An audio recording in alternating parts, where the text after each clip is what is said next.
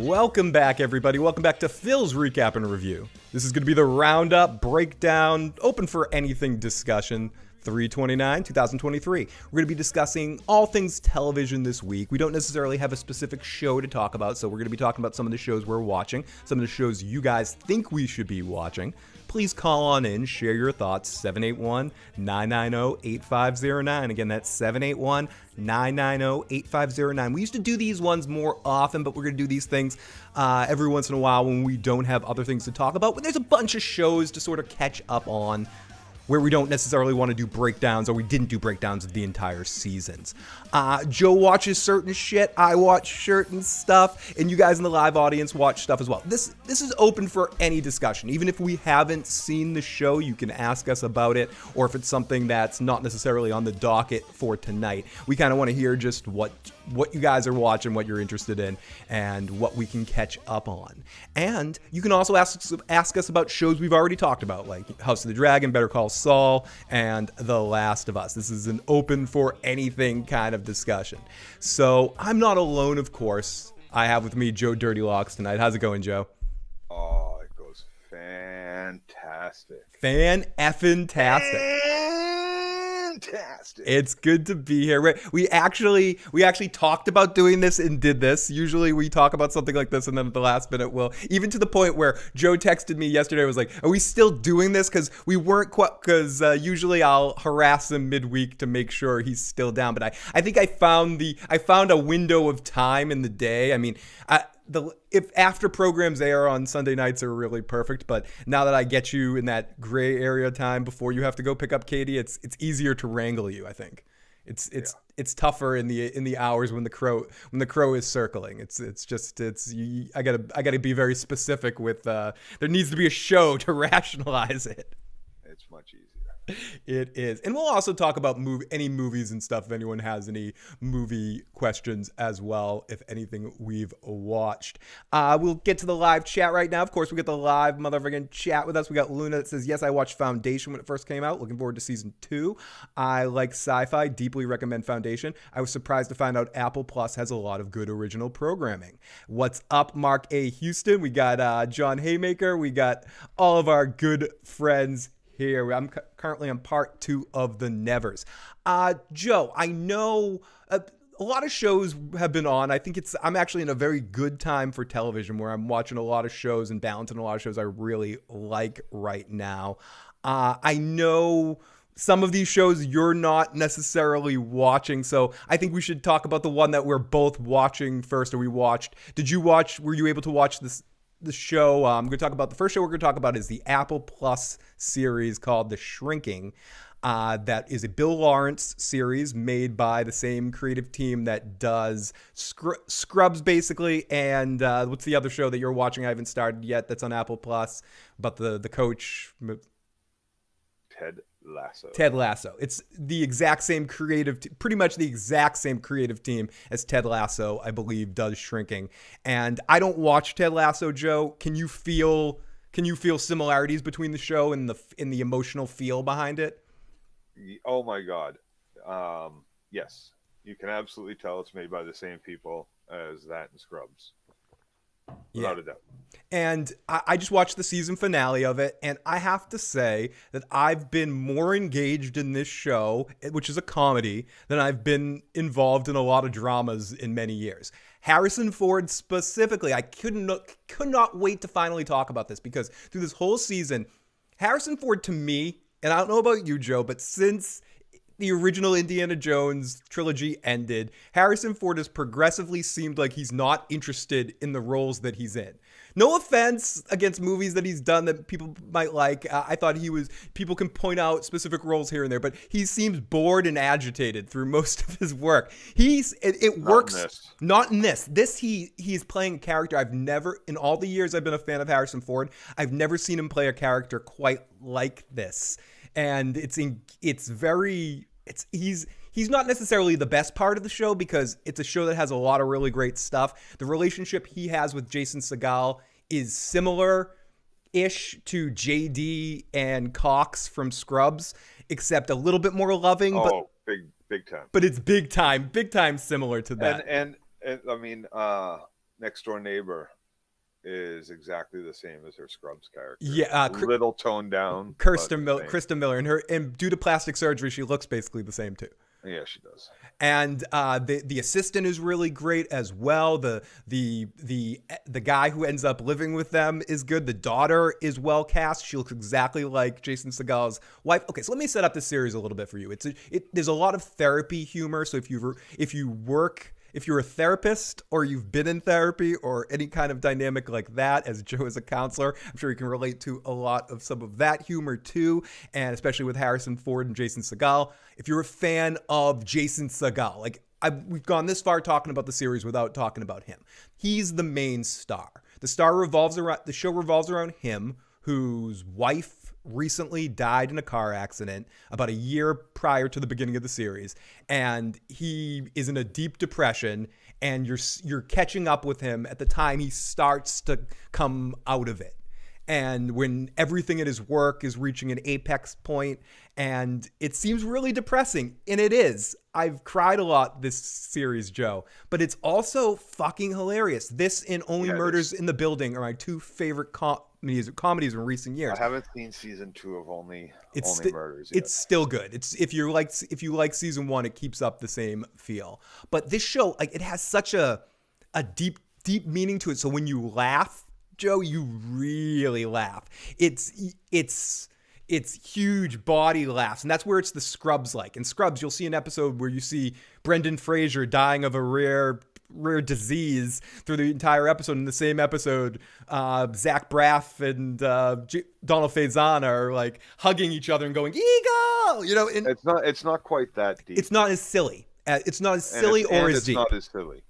Yeah. It's not as but it finds this, and I guess this is more of that question for you. Is that what's similar to Ted Lasso? It has that perfect balance of comedy and drama, that it doesn't go too far in either direction in any way. Yes. And let's get into the live. For sure it is. But Apple Plus is just killing it with these shows. There's another show on Apple Plus with Eugene Levy. It's more of like a travel show with Eugene Levy. If you like him and you're a fan of Schitt's Creek and you just enjoy his humor, it's almost like rest in peace, Anthony Bourdain. It's almost like an Anthony Bourdain kind of show with him traveling to a bunch of different places and traveling around. But Apple Plus is killing it. And this series... Okay, so the series is about Jason Segel. He loses his wife. Krista Miller plays the nosy neighbor, and in an underrated role, Joe, is frickin' Jefferson from Married with Children as her husband. Who's also the main antagonist in the first Revenge of the Nerds movie. I don't know that actor's name, but he's hilarious in that role as well. And they all have a very good community sense of connection. So we follow Jason Segel as it seems like the series might go in a direction where he bumps into a lot of really horrible therapy situations. He makes bad decisions in his job as a therapist, and it causes him to really sort of fuck up and cause some bad situations to happen. But for the most part through the season, none of those things catch up with him. We'll talk about that in a minute. And then Harrison Ford is his mentor, the older guy that is in charge of the office, that Jason Segel and the younger therapist. There's a third younger therapist who is best friends with Jason Segel's wife, who is a part of the series as well. And she has her own relationship with Harrison Ford. I think the thing I like most about this show, Joe, is every actor, they make time for almost every combination of the main actors to have interactions with each other. And it all feels somewhat real. There's at a point in time where they make Krista Miller become friends with the assistant, and they come together. They started odds too, the whole basketball thing. Yep. But that they've known each other for a long time, obviously.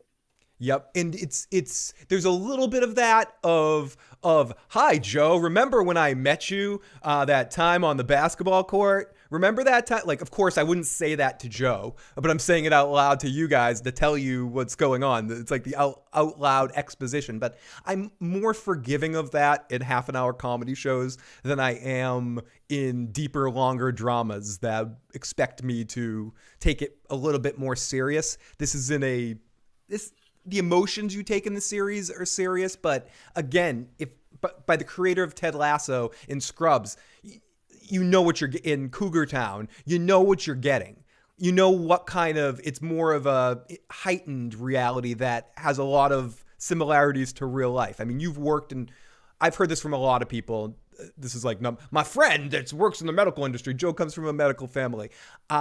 Scrubs. What actually happens on Scrubs isn't like working in the medical field, but if you ask most people that work at hospitals, is being at work more like Scrubs or Grey's Anatomy or something? They're gonna say Scrubs. Like the dynamic is they do it at a heightened sense, but it feels real to you that's your world. And I think it's the same thing here with therapists and with dealing with trauma in your late 40s and early 50s, and you're following Jason Segel down that path. So if you've seen Sarah Marshall, Leaving Sarah Marshall, this is a continuation on that Jason Segel road. And he's such an interesting actor, Joe. I mean, obviously it's the How I Met Your Mother thing, but Dispatches from Elsewhere was fucking that was a great series too. But isn't he always doesn't he suffer a little bit from your problem? But I love him in every time, but he's always pretty much same person. He's always pretty much, he's so good at playing that person, but he's always that person. Okay, so my problem with it isn't so much that it's after so much of it, I get tired of seeing it. Like Anthony Hopkins in Year 80 doing it? Like, yes. And like, even, so we'll take someone that's been doing it for probably longer in the main eye, like George Lopez. If you like George Lopez, there's only so much George Lopez you can take before George Lopez is just George Lopez every time you see him. It stops being funny. Like I love Led Zeppelin. I love them to the core. They're top 5 all time. No matter, sometimes they're 1, sometimes they're 5, but no matter what, they're top 5 of mine. Do I want to listen to them on my playlist? Are they in my rotation right now? No, not at all. Do I change the station now if Zeppelin comes on? Sometimes. In fairness, more often than not. It's like rewatching a show. Yeah. We rewatched that show so many freaking times. There's very rare situations where I can rewatch a show over and over again and keep it on. The Sopranos is one for me. There's certain shows that are in my rotation of shows I just put on in the background. I don't even watch them anymore. It's just when I'm doing other stuff. Arrested Development's another one for me like that. It's usually Cheers, Frasier. It's usually half an hour situational comedies that I put on, and it's almost like white noise in the background to what you're paying attention to. But I agree with that about music. Some of your favorite music you listen to until you're burned out on it, then you need new stimulus. And that happens with favorite actors too. Like Anthony Hopkins, I really appreciate what he does. You were just sick of him at the time of Westworld. I don't need to see it. I'm not like, oh, Anthony Hopkins is delivering the performance of his life, because you know what? That's the performance he delivers every fucking time. It's not it is the performance of his life. It's the only performance. So you're saying he should be bad more. He should be bad more to make it like more dynamic. He should do other shit more. No, I hear you. He should change it up to keep everybody saying, yeah, that's the range. That's the guy that we all fell in love with. Not like, I liked Joe Black and I want to see him do the Joe Black role in everything. Right. Maybe do a raunchy comedy. Maybe do a musical. Maybe do something, fucking anything. I'll go see him in a musical before I go see him in another fucking role where he's the Westworld guy. Meet Joe Black guy. The fucking, like, that's what I'm talking about. Now, here's the thing. You say the same. Can we write a musical for Anthony Hopkins right now? Right. The same thing with Jason Segel, but I haven't seen him doing it as much. Like, I watched all of How I Met Your Mother. He's a little different on How I Met Your Mother.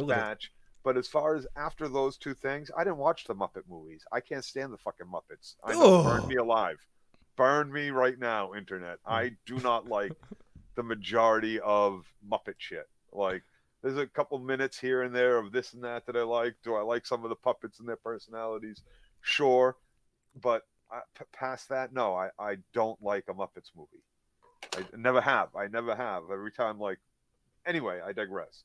I haven't had as much Jason Segel in my life No. as I have Fair. like some of these other guys. So I'm not done with him. So this yet. is the first time you've really caught up with him since Elsewhere, but But he had a lot bigger of a role in Dispatches to Elsewhere too. He and wrote it, I believe, as well. Right, and like, so there's a lot to this guy that I want to see that because I know of how much he put in Dispatches. So I was like, oh, I gotta watch that.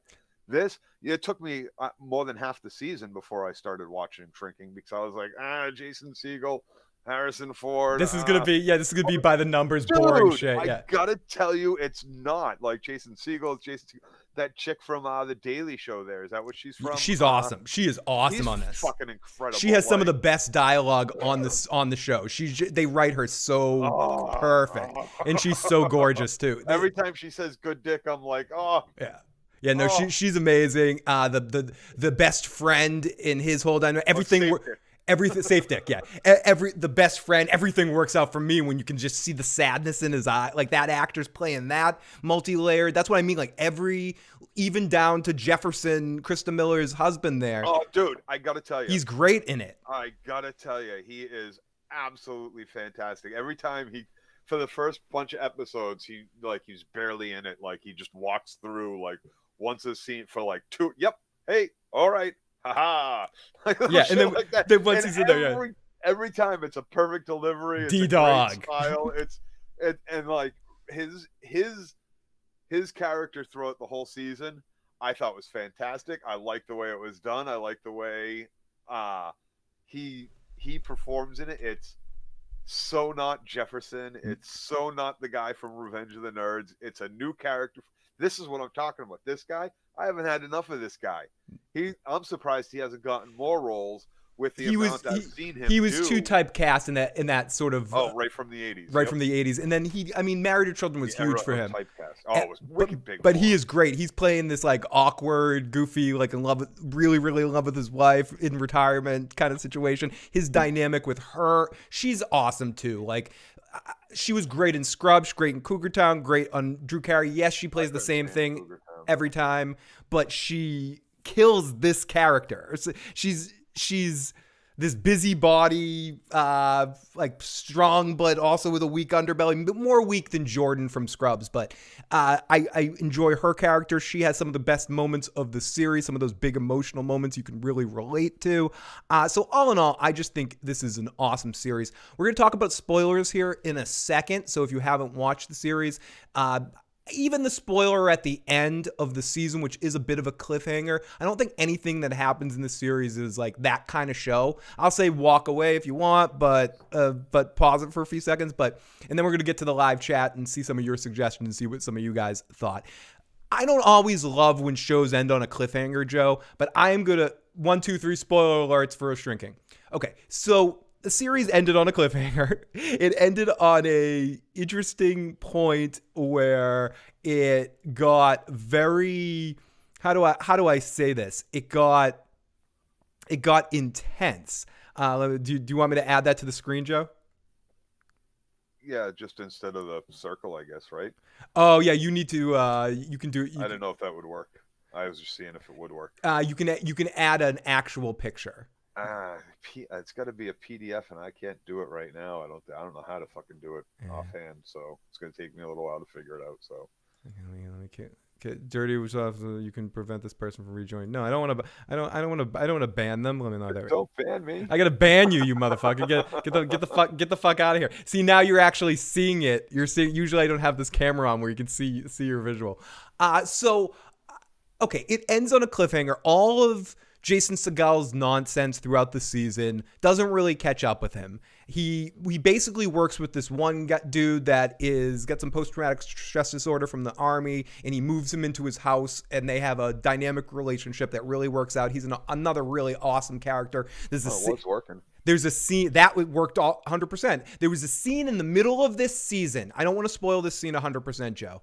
There was a scene in the middle of the season where they led up to something that could have gone on with the daughter and this character, like an interaction between the two of them. And instead of going a television route, They went a real route with it, and I really appreciated that. It seemed like they were going in that TV route where it was like everything is this heightened, incredible situation that happens, and instead they chose to go a very real route with that, and I liked it. I don't know if you know what I'm talking about, Joe. This is a spoiler cast, dude. Okay, spoiler cast. She's like a 17-year-old girl, and she has this, and she has a crush on him, and he's like a 25-year-old dude, and she like out of the army, and she like comes on to him, and in most shows they'll have the character indulge in that, at least kiss once. And it turns into this drama thing, and he was just like, his reaction was so real to what he should have known that was coming. He didn't. He was coming. But that was they did that well, that he's completely clueless of it, and then when they had her come at him like that, his reaction to it was so fucking good, Joe. It was so just perfect to what a real human being would do in that situation instead of a television character. He's like, no way, what's your arms up, like what's going on here? No, come on, that's okay. So for the most part, I was really surprised with this show how kind of clean they've kept it, like really wholesome, right? To the point of I mean, there's a lot of swearing or whatever, but yeah, fuck is said a lot. They don't. There's nothing toward, and there's only one or two, I guess, violent moments, and they're just moments, and they're true to life, kinda. As we get what we're going to talk about here, the end of the season. Oh, dude, can I just say this? Do it. At the moment in the doctor's office talking to Seagal's character, one of his patients, both Katie and I. That was so bad. It was so bad. Like both Katie and I at the exact moment where he was like, "Good, yeah, off a cliff, eat his brain." Yeah, basically. No, but don't actually do that. Yeah, there's a character that he's treating in therapy. I don't know if she's related to her. She kind of looks like Kristen Schaal, the Flight of the Conchords actress. I don't know if she's related to her, but they have like a somewhat similar appearance. Kristen Schaal, is that also the girl in that's from Bob's Burgers. Yeah, there's fucking awesome. She's hilarious. She's really hilarious. This actress, awesome. This actress visually reminds me a little bit of her in the eyes, especially. So they set up that she's having problems with her boyfriend, and Jason Segel is trying to kind of like. At first, it seems like he's doing good things, but it gets to a point where he basically says what Joe just said. She's like, yeah, I've been having fantasies about pushing my boyfriend off a cliff. Good thing he doesn't say that shit about my eggs when we're standing on a cliff, or I just boop him right off. And I push him, and then him as a therapist, he's like, yeah, and then you can like push him down, watch his head crack, and taste the blood. Yeah, his brains. Isn't that good? and it's played as an innocuous kind of thing in the scene, and just to pass over, but like just like you, Joe, I'm like, it's said. I was like, say you're only kidding, right? Like, because he doesn't say it. He's just like, he just leaves it there. He leaves it. He leaves it. So he leaves it open. It's so bad, dude. It's so bad. And it's hear from them that was a joke. I didn't mean it. There was nothing. As a therapist, that's a reportable. Dude, mandatory reportable like threat almost. 100%. It's if it goes in that direction, this dude's going to jail, because what happens is the previous few episodes leading up to the finale are hardcore emotional. I'm not going to go through everything that happens, but they're very dark, emotional roads that you go down. And then in the season finale, they do an interesting swerve. This was very Scrubsy. They make it seem like everything's good. For the most part of the episode, every main character has a positive thing happen to them. Like there's a season-long arc that kind of gets dealt with in this final little scene. We find out who's not safe dick. We find out that Harrison Ford, XYZ, connects with somebody. Jason Segel has his big moment at the wedding. Like, everything's going good. He's connecting with his daughter. His daughter's growing. He's accepting that his daughter needs longer to heal about the mom. Like, everything is starting to come together in a positive way. And then that comes back. They bring it back, and you see, and you don't even know what they're doing. They flash, because I didn't know what they were doing, Joe. They kept flashing over to something at the end scene from from all these people being happy, and Harrison Ford says something to Jason Segel like, I don't like what you did, but I got lucky, but you got lucky, and I got lucky too. Yeah, we both got lucky, kid. Fucking like, Jinx. So me about Coke, he says it in that Harrison Ford hard. We got lucky, kid. Just like that, and they flash over and they're showing this woman and her boyfriend climbing up the mountain. And they set up this scene of him being a dick cheese to her for the last time, and he looks over the edge, and she fucking pushes him down and smiles and goes, "Fuck yes!" And they end the season on her pushing this fucking dude off the fucking cliff. And Jason Segel's going to jail next season. He's going to fucking jail, right? How does he not go to jail, Joe? Lots of ways. Oh my God. He just denies that the conversation ever took place because he doesn't record sessions, right? Yeah, it becomes a he said, she said situation, right? I mean, he admits to that, and he's going away. I mean, he should admit to it. He did say it. He did. He will. He's a good person. He's gonna say it. He's gonna say it. He's gonna incriminate himself. But anyways, not much else to say about the show. If you gave it a shot, I saw Luna say she gave it a shot. It's not gonna be a show for everybody, but I very much enjoyed it, Joe. But to go on, we have a super chat donation from Sterling who says, "Been busy, but good to finally catch a live stream. Have you guys seen the show What We Do in the Shadows? Best comedy without a doubt. Much love and Godspeed." I've heard a lot of good things about it. I know the Miss T watches that show a lot. I watched the first season. Did you enjoy it? Well, is that like sets up mysteries, or tell me about it, Joe? Do you like it? What We Do in the Shadows? No, it's like a reality show about vampires. Well, they're all vampires in the house, and they live together, and cameras kind of follow them around. So it's a fake reality show. Office. It's like The Office with. So it's like there was a Muppet show like that too. So it's like a Muppet. It's funny. It's not hilarious as far as I'm concerned. Do I think you'll like it? 50-50. 50-50. Yeah. It's the old Joyce Cole Haywood quote. She'll shit her pants. No. Oh no. Wait. Okay. No. Sorry. It's the other one that was in that. You'll either love it or hate it, but. And or you won't think it's all right. So this is another series. We're not going to talk about this because I don't watch it, but Joe could very much talk about this. I honestly don't know if Joe talks about this series, but I know a lot of people are very much excited for the premiere of the Showtime series Yellowjackets. A lot of people have been trying to get me to catch up on Yellowjackets and watching it. Joe, do you watch Yellowjackets? I do not. I don't even know what this is. It's a series on Showtime. About? I don't know. I haven't watched anything about it. Anyone in the live chat want to call on in 781-990-8509 or throw it in the live chat about what Yellowjackets is all about. I've heard a lot of really good things about this show, but I haven't heard any descriptions on what it's about. Maybe it's a show I don't want to know what it's about before I watch it, but I know it came back. It's a Showtime series. Showtime doesn't often have great series, but they have a few. Ray Donovan was awesome when it was good. And I think it ended strong too. The Ray Donovan movie brought back a feel of Ray Donovan, even though I didn't love the end seasons of it. But I thought that was a solid Showtime series that I wish I listened to Joe at the time and we covered it way back then because it was a lot of fun.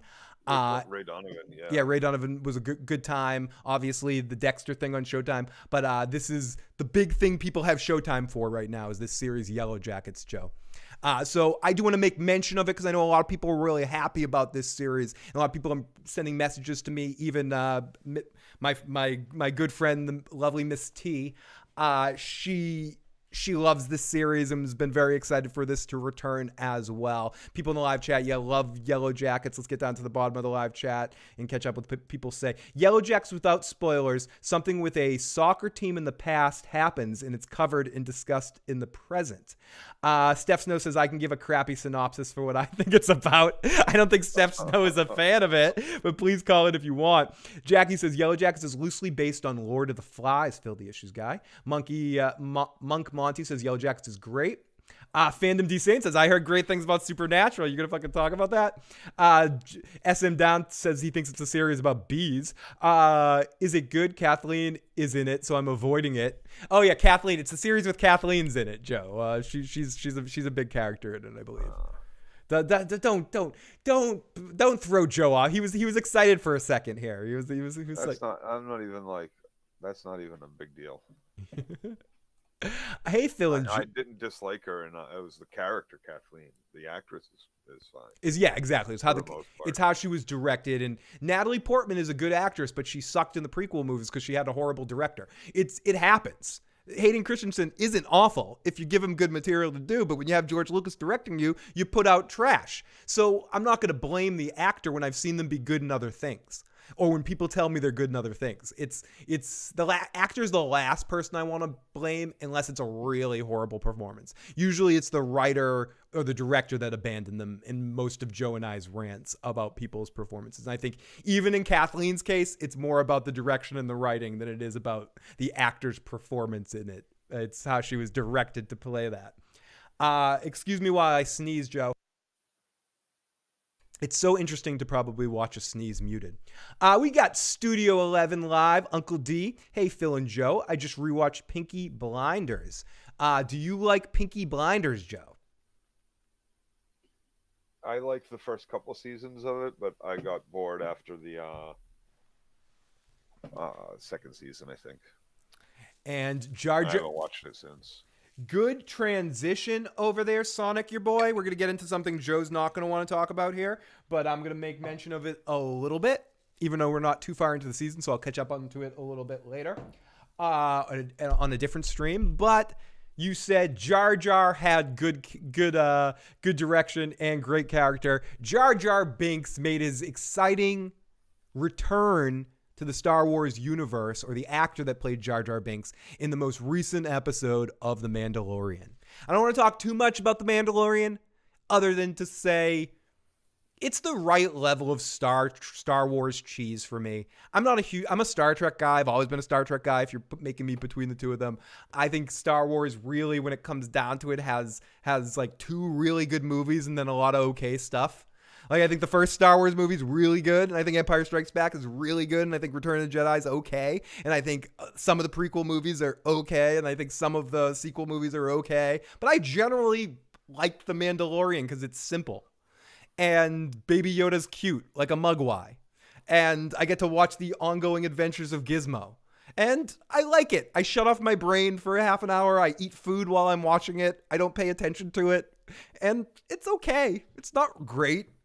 I think I like seasons 1 and 2 better so far, but I watch it. It's fun. I don't think about it too much. I don't take the Star Wars universe super serious. And it's better that way. I'm watching what I'm eventually going to ride on a ride in Disney World later. I'm gonna ride the Mandalorian ride at Disney World, and that's fun. And I'm watching it on my television, and I feel good because Baby Yoda's cute. I don't care if you call it Grogu. Your mama named you Baby Yoda. I'm gonna call you Baby Yoda, and you're fucking cute. And we get a little bit, and they keep trying to make the prequel movies better. You know, we get another flashback to a prequel thing here. And I'm not gonna pick it. I can't pick this apart. If I start picking it apart, it gets messy. But if I watch it and I don't think and I just go, Baby Yoda's cute, I'll listen to Pedro Pascal's voice. That's awesome. We're okay. We're fucking okay. If I go, oh, there's a bunch of freaking Mandalorians flying around. It looks fucking cool. Look at me. Oh, things are flying around. Let me drink another drink. It's perfectly fine, Joe. It's when I start thinking about it too much that it gets messy. And I don't care. Not every show you gotta fucking think about. Some shows are okay. To just sit down and watch bright, shiny things flash across my screen and go, that's fun, yay, and point at the screen, like Leonardo DiCaprio in the meme. Like, it's okay, you can do that, and you do it. Look, there's the rats from Jar Jar's thing in a tree. Look, I see it. And that's what the fucking Mandalorian is, Joe, and I have fun with it. It's fine. I guess. It's fine. And that's what it is. Joe, how do you fix DC? As I'm gonna go, I gotta go run and get a drink. How do you fix the DC universe now that James Gunn is in charge of it? James Gunn is the guy who did the Guardians of the Galaxy movies from the MCU, and he's taken over DC to create a new DC universe and new DC movies after The Flash comes out, of course. And in general, how you feel about The Flash too. So how would you fix the whole DC movie thing, or would you just stop? But you actually like the Zack. I'm cutting you off. But you actually like the Zack Snyder stuff.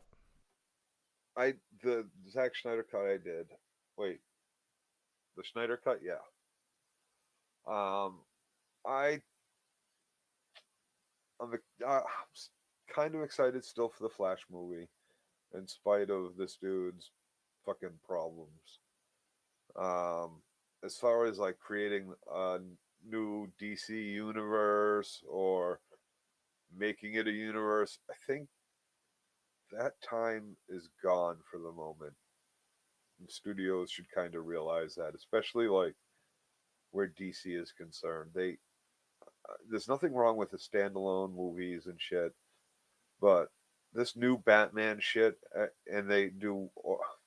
I'm just sick and tired of. I'm not done with superhero stuff. Just there's so much more in the universe of graphic novels and comic And books from DC, from when you have Image, things, from just Dark Horse, from wherever. yeah, and when you have things like The Boys and Invincible, and the show that you like on HBO with Brendan Fraser, there, friggin'. I like the first couple seasons of that, but yeah. But when you have shows like that, it's hard to not live in a world post that.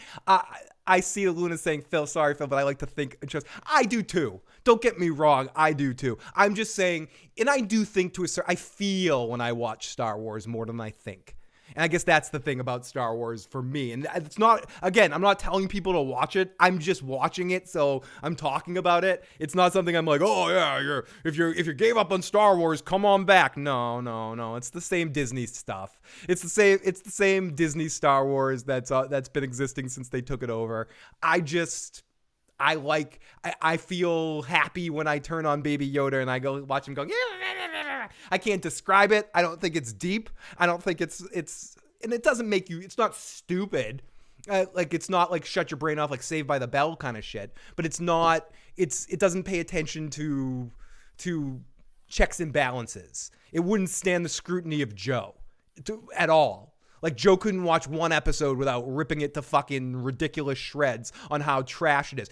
17 times in this season, a big giant monster has popped out of some body of water without someone checking to see if it's there and tried to kill these people in tin cans. You see these people in tin cans flying around and no one's in danger. Like, they're getting thrown around. Pedro Pascal's been captured 18 times in the first 3 episodes.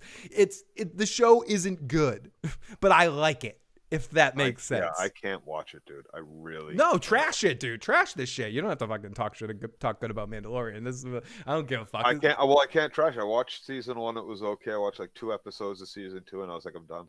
I'm just done. And I haven't watched it since.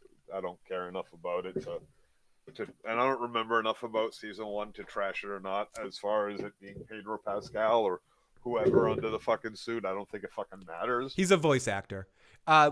Tracy G, and we have some voicemails we'll get to in a moment here. Thank you for calling on in. Anyone can call in, 781-990-8509. Tracy G says, will you be watching Daredevil on Disney? Joe, I have such mixed feelings about the Daredevil return.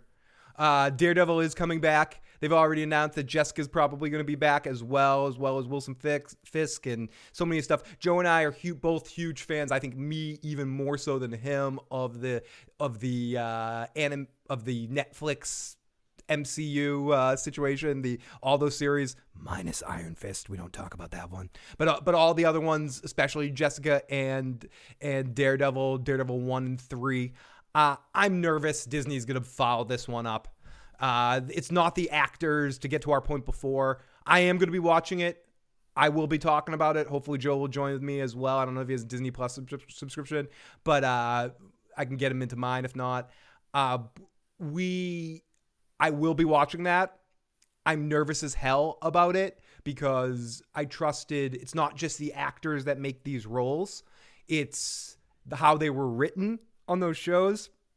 And if they're written in the way that characters are written on WandaVision and Loki and all those kind of things, which again aren't inherently bad series, but it's a different style. I think I might have too much snuff up in my uppagus and be complaining about it not being my Daredevil with the same Daredevil. It's going to be confusing. If they don't do this right, it's like a completely different character, but the same actors playing the different versions of the characters, I might be slightly confused or not confused, but upset. And it will be a me problem. Whether it be a good series or not, it will be a me problem. Listen, just done. You're not excited about the Daredevil revival on Disney Plus, Joe? No, I'm done with pretty much with everything series-wise Disney. It's 100% made for children, and I don't have children. It's like all the Marvel stuff that came out on Disney, all those series, like progressively got worse and worse. Yeah, I thought WandaVision was my favorite of them. I thought Hawkeye was pretty good. It was okay. Hawkeye was pretty good. Like there was a couple of them that were okay. I didn't mind them all. Like I watched. They all had different elements that were okay. Loki had. I liked Owen Wilson in Loki. I liked Tom Hiddleston. I liked parts of Moon Knight. Like there's certain parts of all of them, but a whole series was not created. WandaVision was the closest, but they fucked up the ending. But White Lotus season 2, I've heard lots of great things. You guys should do Andor. That was the best show of last year. I've heard great things about Andor, but I haven't watched it yet. I like Gangs of London season 1. We got some Valley Girl rant. We got a Valley Girl rant in a second here. I sent in a drunken voicemail. No need to play it. Oh, Steph's no. We will play it. Mandalorian, such a ripoff of the Lone Wolf Club, but still cool. Sorry, Phil, I need to think with my shows. Gang of London is really good. I discontinued my Disney subscription after the Obi-Wan series.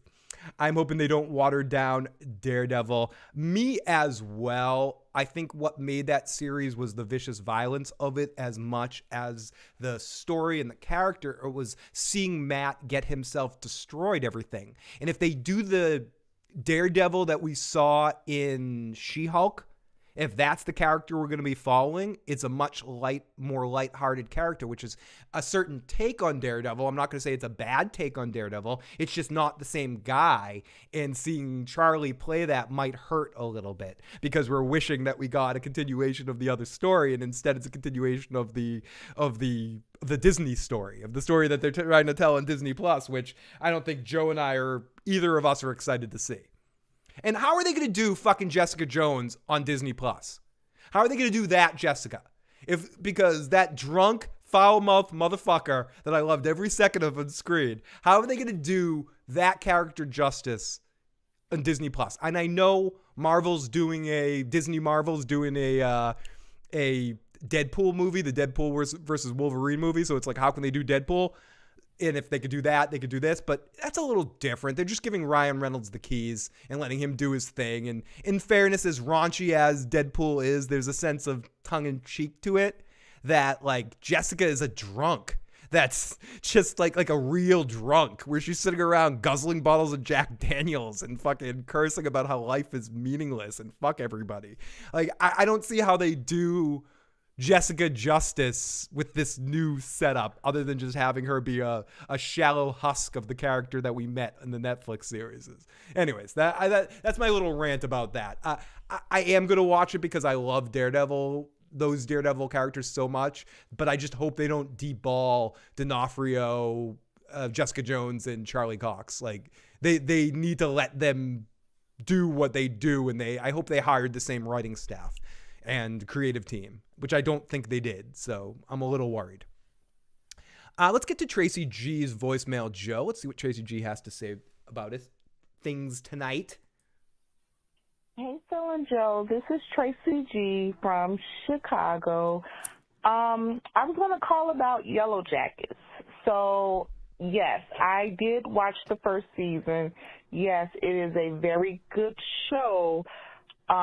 It's pretty much like, I would say like basically pretty much like a flashback episode, maybe put you in the mind of Lost. I haven't seen Lost, yep. But they do start where there is a plane crash. I think the girl who played in Casper and the Ghost, I forget her name, but she was also in the New Wednesday. She played the character before the New Wednesday girl. but she really did awesome. I think Juliette Lewis, or I forgot her name, but she was in Never. Oh no, that is Juliette Lewis. I don't watch, but Juliette Lewis is in this too. Oh, cool. I was wondering what she was doing. She was always awesome, Joe, in everything she was in, whether it was Natural Born Killers or Cape Fear. She popped up in a lot of things for a lot of whiles, like a lot of deep, dark dramas, and I like Juliette Lewis. Born Killers. They really did. Natural Born Killers when she leaves. What's his name there? Cheers guy, Woody, for a second, and goes and drives off and gets to the gas station and has the gas attendant go down on him. Jane's Addiction is playing on the radio. Oh yeah, is it Nothing Shock? Is the song Nothing Shocking? Or is I believe so. I know for sure it's Jane's Addiction. Or is it Ted Just Admit It? It might be Ted Just. I'm not sure which song exactly. No, I think it is Ted Just, because the Sex is Violence would work with the scene. And work with it all, and it's Ted Bundy talking at the beginning of that song. Do you still listen to Jane's Addiction? Dude, Sex is Violent is one of my favorite fucking songs. And I've been listening to a lot of I love Ocean Size, I love Standing in the Shower, I love 3 Days, I love, like, I do listen, and of course the remake of Christina Ricci is in Yellowjackets as well. I'm a big Christina Ricci fan. And let's go over to our voicemail from our good buddy Steph Snow. Hey Phil, hey Joe. Oh yeah, that's the character you were talking about from Wednesday, Christina Ricci. Did you watch Wednesday, Joe? I watched the first few episodes. Couldn't get into it. I could not. Yeah, I liked it. It charmed the fuck out of me. See, that's a series you probably expected that I would like, and you wouldn't like. I didn't think you would like that one. That's why I didn't suggest it to you. But it's I kind of was charmed by the series a lot. Try that slide, Phil. That's a Google slide that might work. Let's see. There you go. Did that do that? No, let me see. Now I'd have to move the camera. You have to add it as your camera image. Oh, I don't know. That's too much for you. That's too much technology. So I could be totally wrong, but from what I've been getting so many ads. Whoa, we're gonna rewind this message here, but oh my goodness, listen, Jesse, I love you, buddy, but you and I will have to fight over this Christina Ricci thing. Like I've had a crush on Christina Ricci my whole fucking life. Me and her are soulmates. I also saw Lost. A lot of people said it was Lost. I will fight Phil over Christina Ricci. When is Cobra Kai coming back for the final season? We're going to get to Steph Snow's message in a second here, Joe. Joe and I are very excited to talk about the final season of Cobra Kai as we have the Cobra Kai image come out here. We're going to be doing this. We've talked about every season of Cobra Kai. Joe didn't join me last year, but last year was a little weird with my move. It was right around that time. And some stuff. Joe, I think, started the season, didn't feel it, then watched it later and enjoyed the second half of it. But we're going to be watching this final season of Cobra Kai. We talk about this a lot, but we're going to be doing two things for it. One, I'm going to finally force Joe to get his ass over here, and we're going to binge watch it together. We're going to binge watch the series. Unless it's a weird thing like New Year's Eve. When do I think it's going to happen? They said this year, so it can't be New Year's Eve. So I don't know. I'm guessing maybe November, December-ish. I think it's going to probably be in the holiday period. Maybe Christmas, Thanksgiving. It'll probably be around one of the holidays. November, December, end of December. But anyways, Joe and I are going to be covering it. We're going to do a live watch of the entire series. Of the entire final season, and then do a live after show of some sort a couple days later when we have time to process it. Because we do something right afterwards, but after spending 10 hours together, Joe's going to want to go home at that point. See, you did it. You did it. I figured it out. You figured it out. I liked Wednesday too, Tracy. I thought it was charming, and I thought it was. I thought the performances were nuanced. I thought it was a good Tim Burton feel to it without feeling too copy of that. It had a kind of good energy about it. So yeah, I very much enjoyed that. But I don't know when it's coming back. But when we watch it, we will definitely be talking about it. And so to move on, as we're going to keep this stream more shorter than some of our normal streams, but keep your questions and comments coming on in. 781-990-8509. Again, that's 781-990-8509. Joe, you're multiplied. I don't know why we got multiple Joe here. Let me see. Oh, there we go. We got Joe back now. So the last thing I want to talk about, and then we're going to go over to Joe and see if he has any shows that he's watching that I'm not watching. The last show I want to talk about today, let me get off Cobra Kai, is Star Trek. I can't wait. I'm so excited to fucking talk about Star Trek, Joe. I don't know if you're watching it yet. I am not watching Picard or Star Trek. Oh, I feel bad. I feel bad spoiling it for you, but I'm not going to spoil. Do it. I'm just going to generalize. It's fucking awesome. It's Picard. Picard season 3 is so good. It was like a batter at the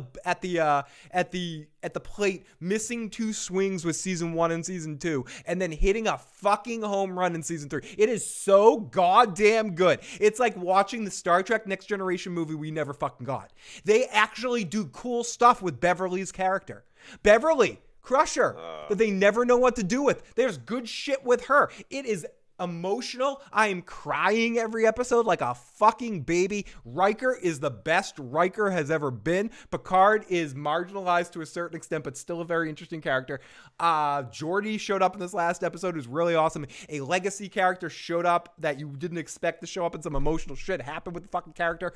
Then there's this data thing going on that I'm not even going to get into, but it's freaking amazing. And it actually, I don't even care that they brought him back twice already and killed him twice already, but it actually works what they're trying to fucking do with it. It's cheesy. It's rough around the edges, but it's fucking Star Trek. It's like Jonathan Frakes, who directed many, many episodes of the best sci-fi series in the last 3 years, The Orville, came up to them and were like, dudes, like, we need to we need to talk to you here. We need to you need to figure this out to do some good. Actually, this works. For some reason your camera, when you shut off your camera, this is popping on. So but I'll take this. Actually, Joe jumped out. That's why we lost Joe for a second. Maybe you didn't want to hear how good Star Trek Picard is. Either way, it is fucking awesome. Worf has been incredible. There's some incredible Worf one-liners in this series, but also understanding the character and focusing on it.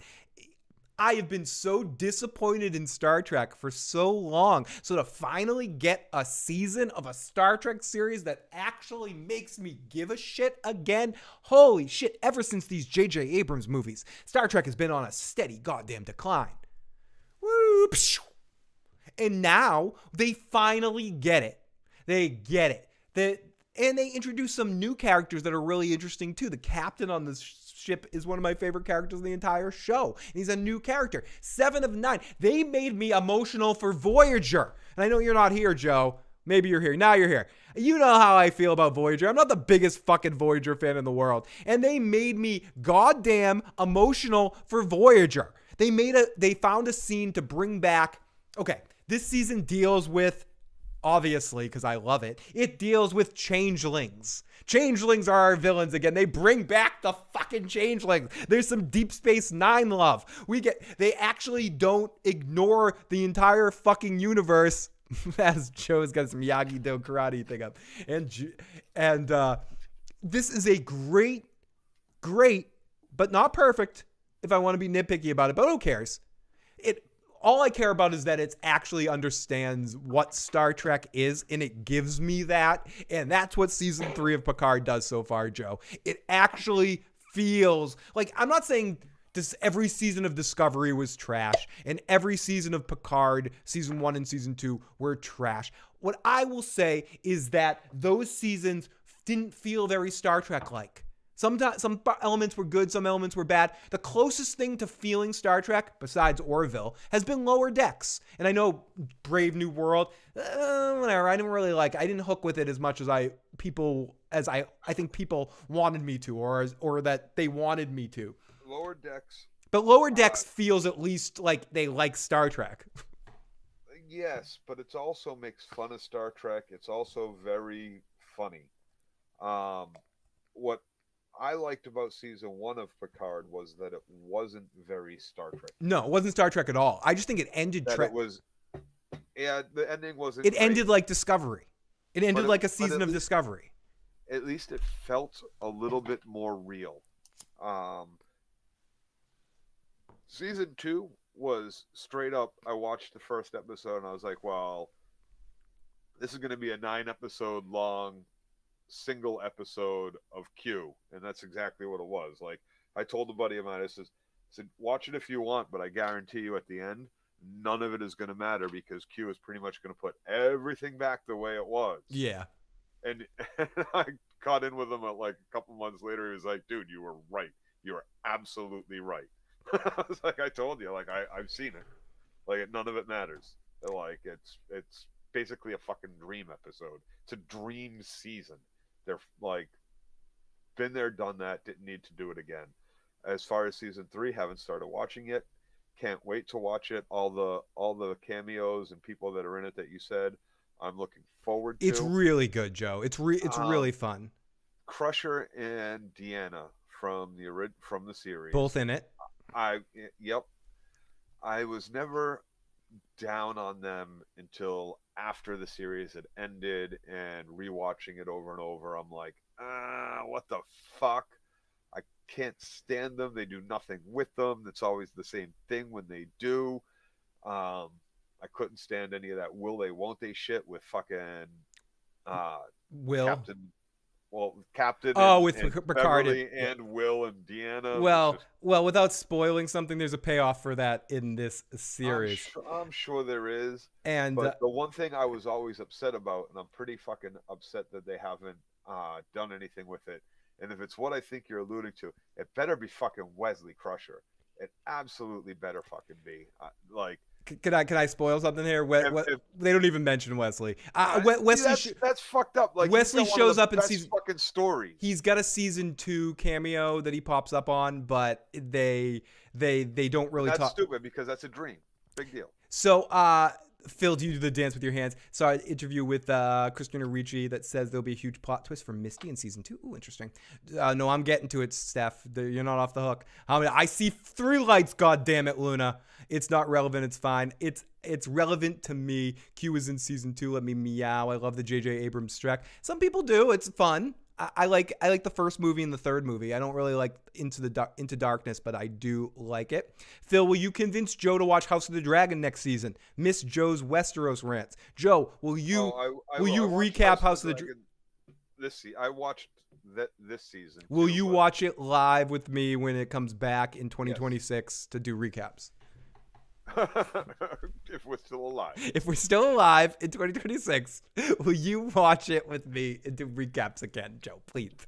Okay, so yes, I'll say it for you. Phil, do you ever talk? We will definitely talk about. We'll look for some good ones to talk about. Luna, it's not intentional. I wish we were doing this at the time to do something like The Mayor of Easttown. I thought that was an amazing fucking show. Also, The Peripheral I watch as well. I wouldn't mind covering that next season as well. Strange New Worlds is great. It reminds me of old Star Trek. I agree, it does. It absolutely does. I just didn't hook into it and love it as much as I'm loving this season 3 of Picard because it feels like it's okay. Joe, I know you don't watch South Park anymore. I mentioned this before, the term member berries. When shows do, like, you remember that member berry? No, it's member berries. And they made like these little berries that people eat. Oh, the member berries, I remember it. And they talk to you. Member, you member, I member, you member. But the show does good member berries. There's a lot of member berries on it. A lot. It does some new stuff too, but this might be something that bothers you, Joe, or bothers some people. There's a lot of it. There's a lot of remember this, remember that. There's a lot of that on this show. And I don't always love that, even though I just got off saying that I like that in Mandalorian. In Star Trek, I like it now because of one immense particular reason. We've been starving in the desert for 40 years without that shit, dude. Like, Discovery, good or bad, if you like Discovery, and Picard seasons 1 and 2, as Joe was alluding to, and you could say Lower Decks as well, Strange New Worlds to a lesser extent because they were heading back into this direction, made it a point to be not Star Trekky and Trekky. And same with the JJ movies. They made it a point to try to do something different with the franchise, which I have no problem with, and that's not my rant. We had the Orville that was on, that was giving me my Star Trek fix that I wanted. Excuse me. Felt more like Next Generation, Deep Space Nine, Voyager Trek. And was a spiritual successor to that. And then you had, I think I did some rants at the time. Why can't we have both? Then you had Discovery, which was something different, a more action-heavy show that was doing whatever it did. Which, again, that answers your question. Luna, Discovery is a show that fits that description. And I liked Discovery in those first couple of years talking about it to a certain extent, but it wasn't Star Trek to me. It didn't feel like Star Trek, and there's no reason why they need to bring it back and make it feel that way as they tried to make later seasons feel more quote-unquote Star Trek-y. You don't need to do that. If you give me a series like Picard, when you bring back Captain Picard, don't just focus on one character. I think that was the problem in the first 2 seasons. Wasn't Picard himself, wasn't doing something different. It was that additional cast that they added. Captain Rios. The Romulan Vulcan dude with the samurai sword, the not Data character. They all sucked. I didn't care about them. I didn't have any interest in them. So getting to know them and introduce a whole new cast in one season and make me care about them by the end of the season ain't gonna work for me unless you do it really, really well. In Next Generation, if you bring back those Next Generation characters and you bring back some of those feels, but you give it a new modern twist as they do in the season 3 of Picard, it fills in the gaps of 7 seasons of giving a shit about these characters. And it informs me enough to not care moving forward and not have to have character growth and building stuff, which New Trek isn't good at. So you introduce these. Trek is horrible at that. Horrible at that, Joe. They're good at action scenes. They're good at emotional moments, big, intense emotional moments. They're not good at introducing new characters. Even though Picard season 3 introduces a really great new character. But it's because of his interactions with the legacy characters. There's the captain of the ship. The captain that's taken over this ship that Riker used to control, but he doesn't anymore. 7 of 9 is his first officer. He has a Borg problem, similar to what Sisko has with Picard. Like, he lost people at Wolf 359. So when Picard and Riker show up on his ship for hijinks, he's rude to them. He's like, fuck you guys.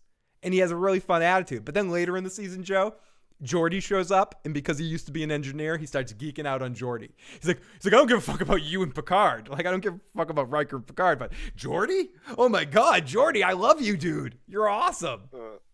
And he's a very interesting, awesome asshole character. That's the best Star Trek asshole since Leonard Nimoy. And it's just a really good season of television. It's got me engaged. It's got Amanda Plummer, who is Chris Plummer, who played the Klingon in Star Trek VI, playing one of the main antagonists. But it's very much a shapeshifter kind of story. The MVP of the season so far, and you know I'm not the biggest fan of him on the series, but is Jonathan Frakes. Riker has been unfucking believable on the show. If you're a Riker fan, you're going to love season 3 of Picard. He's been behind the camera for so long now. It's good to see him. A couple of cameos in The Librarian, which he was at the helm of for the first 3 movies. Director, I think, of a couple of them, but producer of them and stuff. Which were good campy fucking Indiana Jones ripoff / like supernatural shit. But he directs a bunch of it. He directs a bunch of episodes of this season too. So he's a really good director. And he really understands Star Trek. Some of the best episodes of the Orville he directed as well. Now I know it's way out of touch. I know she doesn't want me to play it, Joe, but here we go. Here's our lovely Miss Steph Snow. Hey Phil, hey Joe. So I could be totally wrong, but from what I've been getting so many ads for the show, it seems like there's this girl group, maybe they're a soccer team, and they crash in the woods. This is about and Yellowjackets. Somehow use witchcraft, Ooh. mysticism, and murder. You're selling Joe right now. To stay alive. And then once they are rescued, they keep having flashbacks of, I guess, how they sold their soul to the devil and have to continue to murder to feed the gods that saved them. That's sort of what I got from the preview. Kathleen from The Last of Us is in it, so I'm like, I don't know. But Christina Ricci's in it, so maybe. But it's being shoved down my throat in all my recommendations. So that's what I thought about it. Maybe Chad can steer me a little more clear. Okay, bye. Excellent. Thank you, Steph Snow, who sounded a little bit nervous in that message, but we really do appreciate it. And this is from the voice at 916. Hello, Phil. This is the voice at 916. Yellowjackets is a must-see program. Okay, Showtime. It's about a all-girl soccer team flying to nationals, and on their way to nationals, there is a plane crash. There are some people that are killed and some people survive. The question becomes, how do they survive? They crashed in a mountainous area. Winter is coming. Winter is always coming. How do they feed themselves? Where do they find shelter? What is the dynamic between the different girls and their different personalities? These girls at the time are 17 years old. The show focuses on how that experience affects the present day of what their characters are. How does that trauma affect their lives? And it affects their lives in very strange ways. It definitely sounds Lost-like from this description. The question becomes, because of what they had to do to survive during their experiences in the plane crash, prior to them being discovered, to how it affects them now. It's kind of supernaturally thriller. It's very difficult to put in a box, but it is a must-see program, and I think if you watched it, you'd really enjoy it. Thank you, voice at 916. From that description, I think I would like it, but Joe wouldn't. But I don't know. I'll probably check it out. There was a lot of dreamy imagery. What's it on? Showtime. I'll probably not check it. Okay, let's take a couple more comments. We get Picard sitting in the captain's chair. Luna says, I love Patrick Stewart, but he's too old now. Jean-Luc Picard in Next Generation had a certain swagger. I agree with that, and I think he's especially feels old in seasons 1 and 2 of Picard, and it's kind of hard to watch him carry a series. Season 3, it works better because, one, Patrick Stewart is more like the Picard you remember. In the sense of his attitude and his like quickness and some of his way he's dismissive with certain things and just his not like the fuddy-duddy old man losing his mind. He still has a few fuddy-duddy moments, but they're more make sense to the dynamic of who he is, and he feels more like the Captain Picard you remember, just older. And this season relies really heavily on Frakes. Frakes is the second lead of this season. As much as Geordi and Worf have showed up, or Geordi just showed up in the most recent episode for the first time. Beverly's been in it since episode 2 or 3, but she only gets a couple scenes an episode, but they're good scenes. Worf has popped in every once in a while, but he's just now in this most recent episode joined together with everyone. He was on his own mission with a familiar character, for the only returning character from seasons 1 and 2 of Picard besides Patrick Stewart. And Data is introduced in the most recent episode. And Deanna has been talked about, but only introduced in the most recent episode. And there's also another legacy character that comes back in a certain episode that I'm not going to ruin, but other to say that she is Bajoran. And and she's not on my screen right. It's not Kira. And she's not on my screen right now, so you can guess who that character might be. And there's a Odo mention. So I'm guessing the old lady fucking Kai Wynn. No, she's dead. okay. Kylo Kylo Ren. Kylo Ren. Oh my god. Yellowjackets really has Howard Picard is sitting in the captain's chair. So Joe, is there anything that you're watching in particular that I haven't necessarily? Joe's listening. He might have run away for a second. No. Is there any shows that you and Katie are watching that I haven't talked about? Because I haven't talked about. What the fuck are you watching right now? Well, we just finished watching. We're all caught up with Ted Lasso. How is that shit? Is that It's like get the fuck hilarious and like, dude. Here's the thing. This world of Ted Lasso does not exist in reality. Like, even the assholes are super nice and aren't assholes for long for the most part. Like every time you expect the absolute worst thing, like what could happen is the worst thing. Exactly the opposite. People are react like. But it's amazing. It's amazing to watch. It's super fucking fun. It's funny. It's both dry English wit and a good. I love it.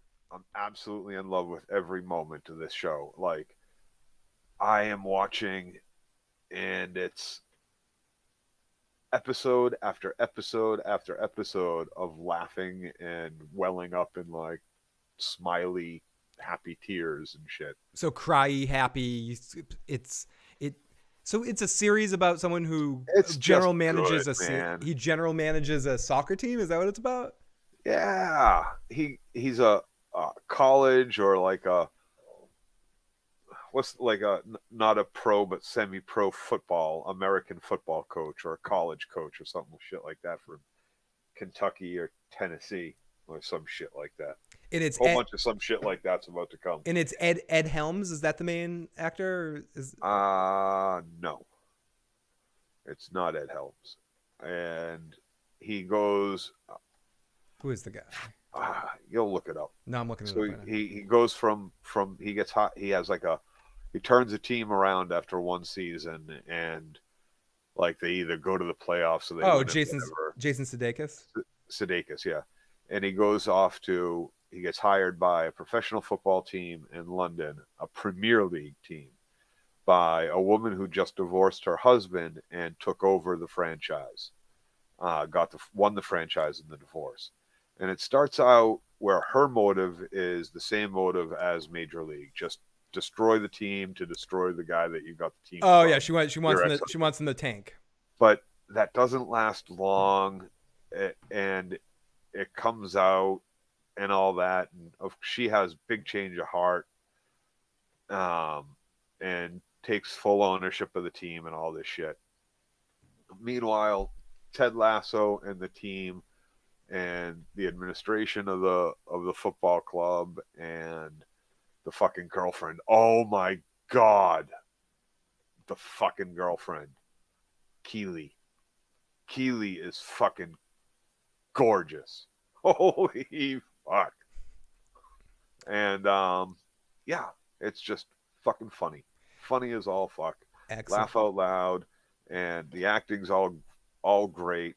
Sudeikis is on point with this character, and he never lets up, and he never breaks this just overall super good person. Awesome. I will definitely try to check out this series since I have Apple Plus. Another series people want you to asking you about, Joe. Joe, have you seen Extrapolations on Apple Plus? I'm not going to spell that. I'm not going to pronounce that. Extrapolations. No, I have not watched Extrapolations. I did watch Invasions also on Apple Plus. There's a lot of good shit on Apple Plus. And Invasion season 1 was fantastic. I think I said it last week. It's everything that I think I really feel like The Last of Us wanted to do in how they did their character development and things like that, but missed the mark. I think it was very well told story. Wasn't like the best TV ever, but if you want to watch a good kind of apocalypse thing, I mean, there's some ridiculous moments, and it's sci-fi. You have to suspend your beliefs about a little bit or whatever, but for the most part, I found it to be really good. Look at you, Mandalorian rationalization over there. Like as far as compelling, not particularly, but it follows 4 distinctly different stories, and it really is. It's fun to watch, and I think you'll understand what I mean when I say it was what The Last of Us wanted to do but missed the mark. And it's what I think really, I think a lot of new TV, this was just done really well. It kept your alien invasion intriguing enough and suspenseful enough. It had a pretty good mix in of action and then just story development. It could have used a little bit more action, like I thought of The Last of Us could have used a lot more. This only could have used a little more, but it didn't necessarily need it. That's just my own personal preference because I like to see that kind of shit.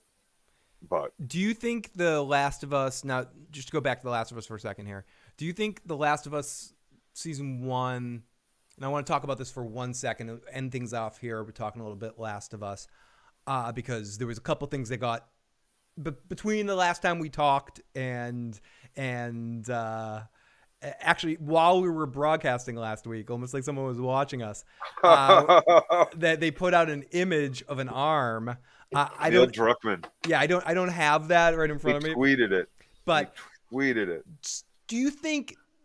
Okay, 2 questions. One about the arm. So he tweeted out an image of Joe was going on and on and on last week in our broadcast about how Abby, who is a new character, we're not going to spoil. This is no spoilers. There's a new character being introduced that the arms need to be really big, and they released a picture of a really, really big arm. Is that what you're talking about? If Abby's arms look like that, Joe, are you happy?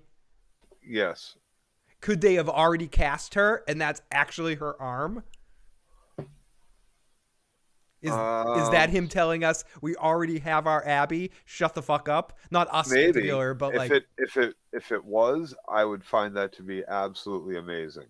Like, how could they have to? I mean, it was during our podcast, right? Right. Like, I mean, I know but even beyond that, which is obvious, we'll just accept they were watching. But beyond that, I'm just saying, like, how do you show that and then not deliver on the same exact thing when you actually see the character?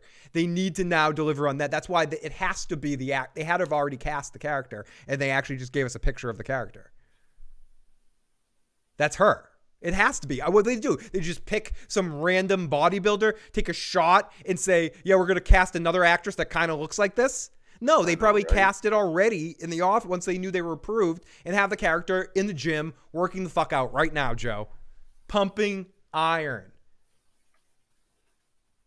I'm going to pull up the picture right now. Yeah, if you can pull up the picture, I'll look on it too. But if you get it, you know how to. I saw that you already know. Now you know how to share a picture. You already did it. It doesn't look like So let me see if I can find this too. Abby arm, Last of Us. You'll find it. I just put a Neil Druckmann arm tweet and it came right up. Yeah, you do it. You share. You can share your fucking screen. Oh, share the screen thing. Oh yeah, we'll do it that way. Yeah, you can just share them screens. Okay, here we go. We click Let's that. try. This is always dangerous. We're getting Joe doing technology.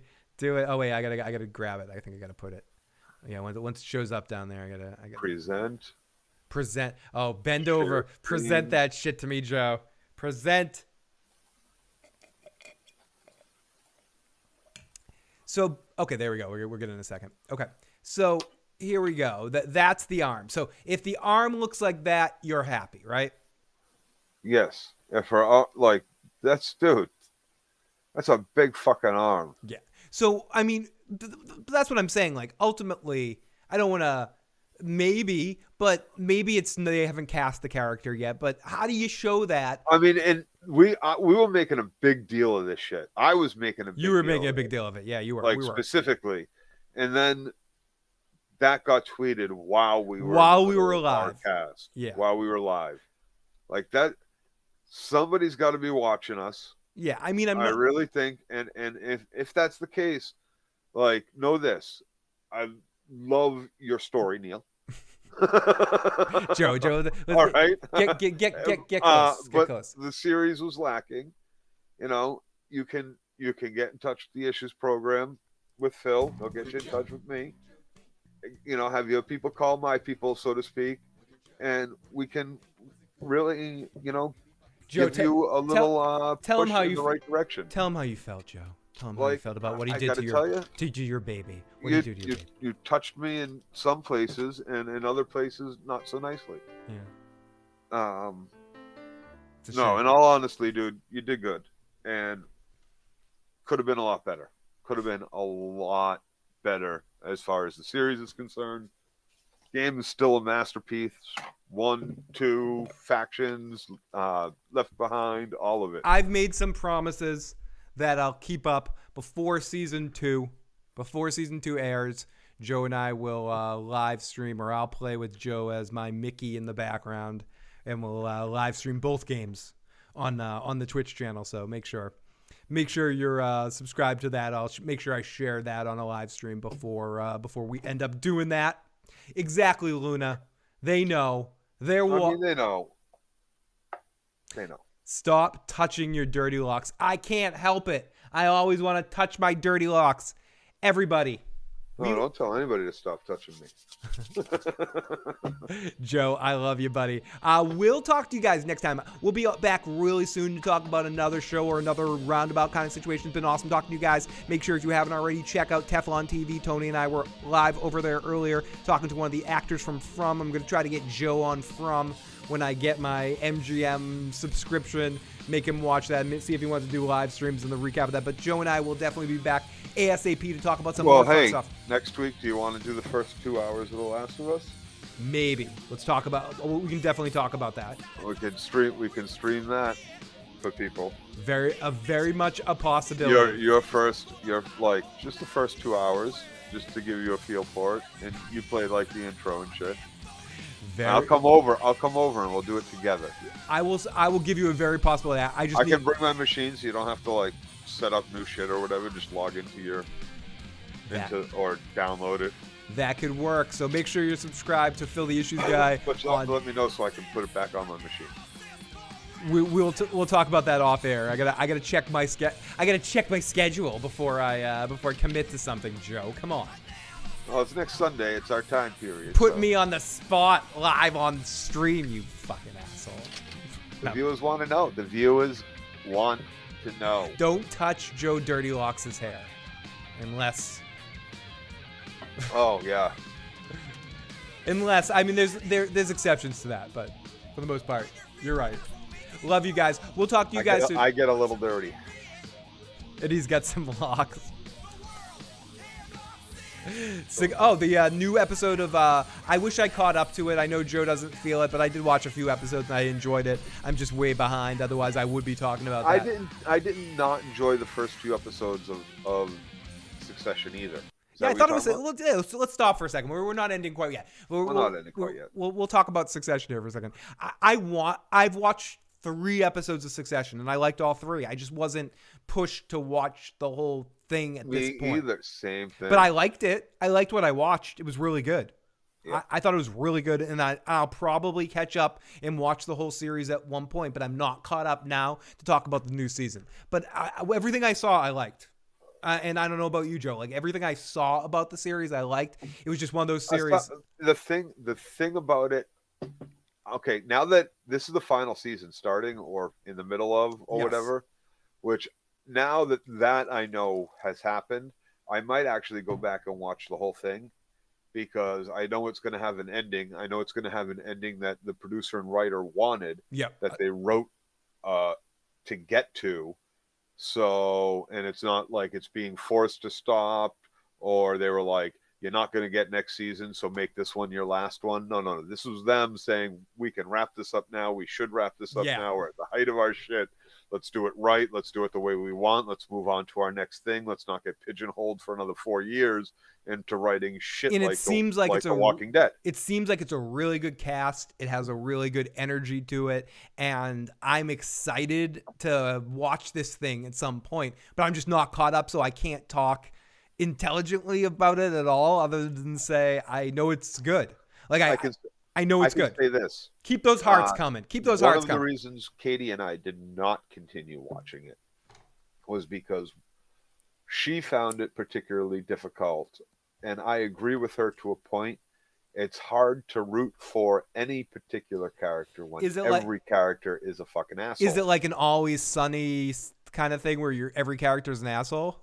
Every character is an asshole. But isn't that awesome? With possible exception of one or maybe two. And I think that's the and I'm not even positive about this. I only watched a couple episodes, and I think that's the Swing Bada Ferris Bueller. Cameron Fry. But doesn't that make a show awesome in some always in some respects? Always Sunny is the best fucking comedy in the world in some ways, because every character is horribly hateable. Yes, but it's okay. The thing about it being done for drama and being done for comedy reasons, very fair, are different, have different effects. Who's likable in Breaking Bad? And at first, you're very sympathetic to Walter White. But is he likable by the fucking end? But no, and if you remember, I kind of fell off I didn't finish the last season of Breaking Bad. Do you remember that? And what was my reasoning? Because you didn't like anybody. He's just not likable anymore. I'm not rooting for him anymore. And Jesse becomes the hero-ish. Well, not just the hero-ish, but like the sympathetic character. But he's still a piece of shit. Oh, he's a horrible piece of shit. They're both horrible pieces. Just like The Sopranos, every character on that show is a fucking horrible murderer. And yes, but you also get a little. Yeah. I'm not going to say you don't like The Sopranos all the way through, but you get a little fatigued by the end. You don't like the end seasons as much as the early seasons of The Sopranos because they're more likable. That could be a reason. It's just on rewatch. When I remember watching, I was getting a guy at work would come in with VHS tapes, right? And give them to me to bring home and watch episodes of this because I didn't have HBO at the time. So I didn't, and he was like, dude, I'll record them for you. And he would bring it. And at night we would reel the TV at the hospital. We would reel the TV out from the dining room, put it behind the desk while all the patients were sleeping, and we'd watch some of these episodes at work. And I'd take the video home and watch it with Katie again. And I couldn't wait for every fucking episode. By the end, I think I might have had HBO by the end, and Sunday nights I was there waiting for it. No. By the end, rewatch. By the end of it, you and I were showing up at our fellow co-host Matt for the Sopranos cast, Matt's apartment to watch the final season at his apartment. Remember when we knock on his door and show up because he was the only one that had HBO? Do you have any memory of that? No. He was when he lived in Elia's building in Lynn, and for the final 3 or 4 episodes of The Sopranos. When did he live in Elia's building? He lived Elia halfway through Elia's time living there. Matt moved downstairs there. When dude, I don't fucking remember. Dude, you and I showed up at Matt's house the last 3 or 4 episodes of the final season. Did he live on the first floor? It was not the first. It was Elia lived on the top floor. He lived on one of the middle floors. Remember we played a poker game there. I don't know if you were at the poker game, but we played a poker game. That was one with the total and cheese thing with Alan, and then you and I showed up at Matt's house when he first moved in. He didn't even have furniture, and we banged on his door, and he had HBO, and we we're sitting on boxes and stuff, and we watched the final few episodes of The Sopranos because neither one of us, you or I, had HBO. Yeah, and like I was excited for it all the way through. Final episode, all of it. And rewatch, I got into like season 2 or 3, and I was just like, oh, I think it's God. I think it's season 4 with you, actually. I think it's the first 3 seasons you're engaged. I remember because you were messaging me somewhere in the 2-3 year gap of like the gap of life, the 3-year pandemic gap of life. You would message me, Katie and I are starting The Sopranos again, loving it, and right up until we're like, we loved it all the way up till season 4, then we stopped. We're bored. We don't like it. Or it might have been 5. It does. It does get kind of boring. It might have been 5. For you, it did. For me, I think season 5 and 1 and 2 are my favorites. I think season 6 at the second half is really good. I don't really like season 6 first half, but blah blah blah. That's a different conversation. Y'all was bogus, dude. Bogus. Joe was at the poker game. Joe, I think he was probably at the poker game, but he blocked out because that was in Joe's rage-filled Joe rant. Before Joe had a podcast to rant on, his Joe rants happened at poker tables. Oh God, no, not at poker tables, dude. I never showed tilt at a table like that. I never ranted once. Who did I rant at? Alan, Nate. Alan and Nate specifically. Alan and Nate specifically, but I can remember. I never ranted at them at the table. Oh no, you just ranted out loud around them.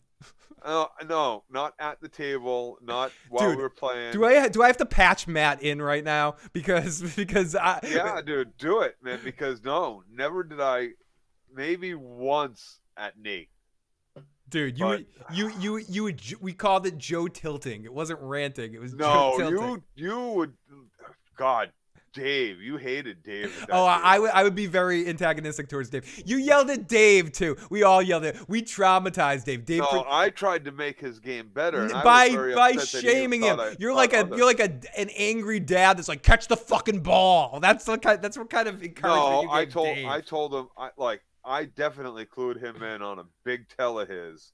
Told everybody at the table what it was. He didn't like that. He wanted to think that by playing PlayStation poker, it was training him for real poker. Dude, all I know is that when I play poker, I don't tilt. Dude, now you don't because you have this show, but back then you were fucking rage-filled. No. Difference. Online poker is different, but no. I'm talking about home games. Like the difference is when you go out and you play with strangers, you don't tilt so much. I haven't seen you tilt at a live tournament or at a casino. When you're playing a home game with your friends, you fucking tilt crazier than a tilt-a-world at a fucking carnival, dude. You lose it. You Joe rant at people. I could bring You don't want me to bring Ilya and Matt in here to answer this question, who both hosted games. They would not. They would so be on my side in this argument. They would not agree with this. Ilya and Matt, please write in if you're watching this at any point. Who is Big Kev? I want to go play poker with Big Kev. Killmonger misses the Phil stash. I tried to make it all the way through March with the mustache. I couldn't do it. I tried. The beard will be back tomorrow. This is like one day of shaving, so it will be back tomorrow. Dude, this dude grows hair on his face like nobody's business. It's like I can change because I know I look really creepy this way. I think I look most creepy clean shaved. I look like this is like 3 weeks without shaving, dude. Yeah, this is one day, pretty much. This is one day. It's all fucking horrible. Roast me, Jesse. I want to hear the roast. Bring it in. We ain't scarred. Bring us the roast, Jesse. Yeah. What am I? A suck you butt for the Disney ball sack? All that roast in. Put it on voicemail. Put that Disney ball sack in my mouth. Oh, I want Cinderella's ball sack in my mouth. Do it. Do it. I'll go to Disney World and ride the rides. I love it. I want to hear it. How am I a shill? Show me. Keep me honest. Roast us. Yeah, Jesse. Sonic, your boy. Unfortunately, Matt and Ilya are our real life friends, so they do not watch this show. Ilya does sometimes. When something was happening with you a couple months ago, when you were going through a difficult family issue, and we mentioned it on the show, Ilya called me to be like, "What's going on with Joe?" He didn't call you first. He's like, "Is it okay for me to call Joe?" Of course, always okay for him to call. But he was concerned about you, and he reached out to me to see what was going on. So it's still going on. So I know that Ilya at least watches sometimes. Devin used to watch, I think, before he was more busy. Oh yeah, Dwarf Burger watches sometimes. It hasn't been watching for a little while, but I know he pokes in sometimes. And depends on if it's a show that he's watching. He's absolutely. And I don't know if Matt watches, but he definitely broadcasts on this channel sometimes. Yeah. And I think David. I think our real friend Dan also checks it out sometimes. And once upon a time, when I existed to him, our friend Steve watched as well. But I doubt he watches now. So a few of our real life friends do occasionally check out. I think Nick pokes his head in every once in a while as well. Oh, speaking of Davids, we have the Walking David, who's in the live motherfucking chat right now. Earlier today, I watched you and Joe on an earlier Sopranos live stream. Who were those handsome guys? Joe, did you ever do a live stream, or was she confusing you with Matt, like thinking that like Matt looks like a young, better looking version of you? I'm not sure if you ever did a Sopranos live stream with us. I don't think you did. I don't. I'm pretty sure you did. I'm pretty sure you didn't. But yes, I know. I'm you guys. If you flip through my videos, it's watching a disgusting flip book at watching me get more disgusting looking. If you keep going into the future, you start out, or my beard too. You can see how the gray just gets more. If you watch the early videos, the gray expands. It's actually quite hilarious to do, and I've done it more times than I wish to admit.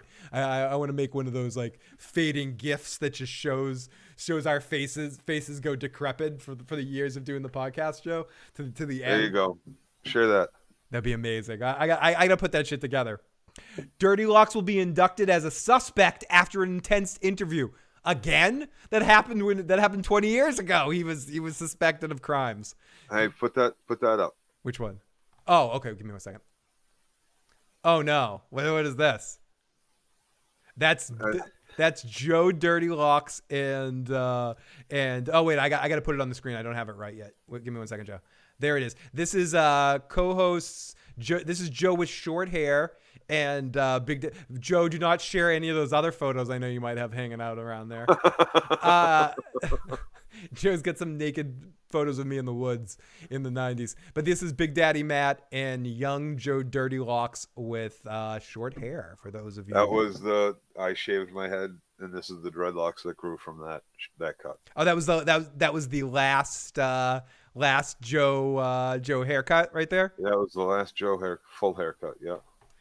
But yeah, Joe, Jesse's roasting you. Joe Dirty Locks will be inducted as a suspect after an intense interview. What's the suspect? I don't know. I'm just saying. I'm assuming it's because you did shady shit, which yeah.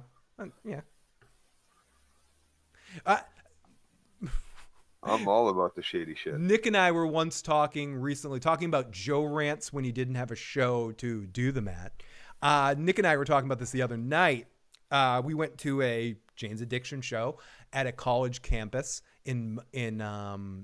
it was a smaller college campus. It was the Jane's Addiction tour when Flea was touring with them, and they weren't that popular, so they were playing at a very, very low-key college campus with low-key security.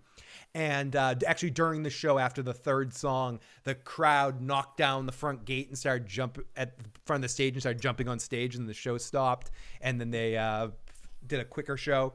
A few months earlier at a Porno for Pyro show, Nick and I were talking about the ENET festival where you and Nick weren't talking and you shared a sandwich. Oh, dude, I was telling someone about that a month ago. Yeah. And I was like, and I still to this day, I had no idea that was him on the other side of you.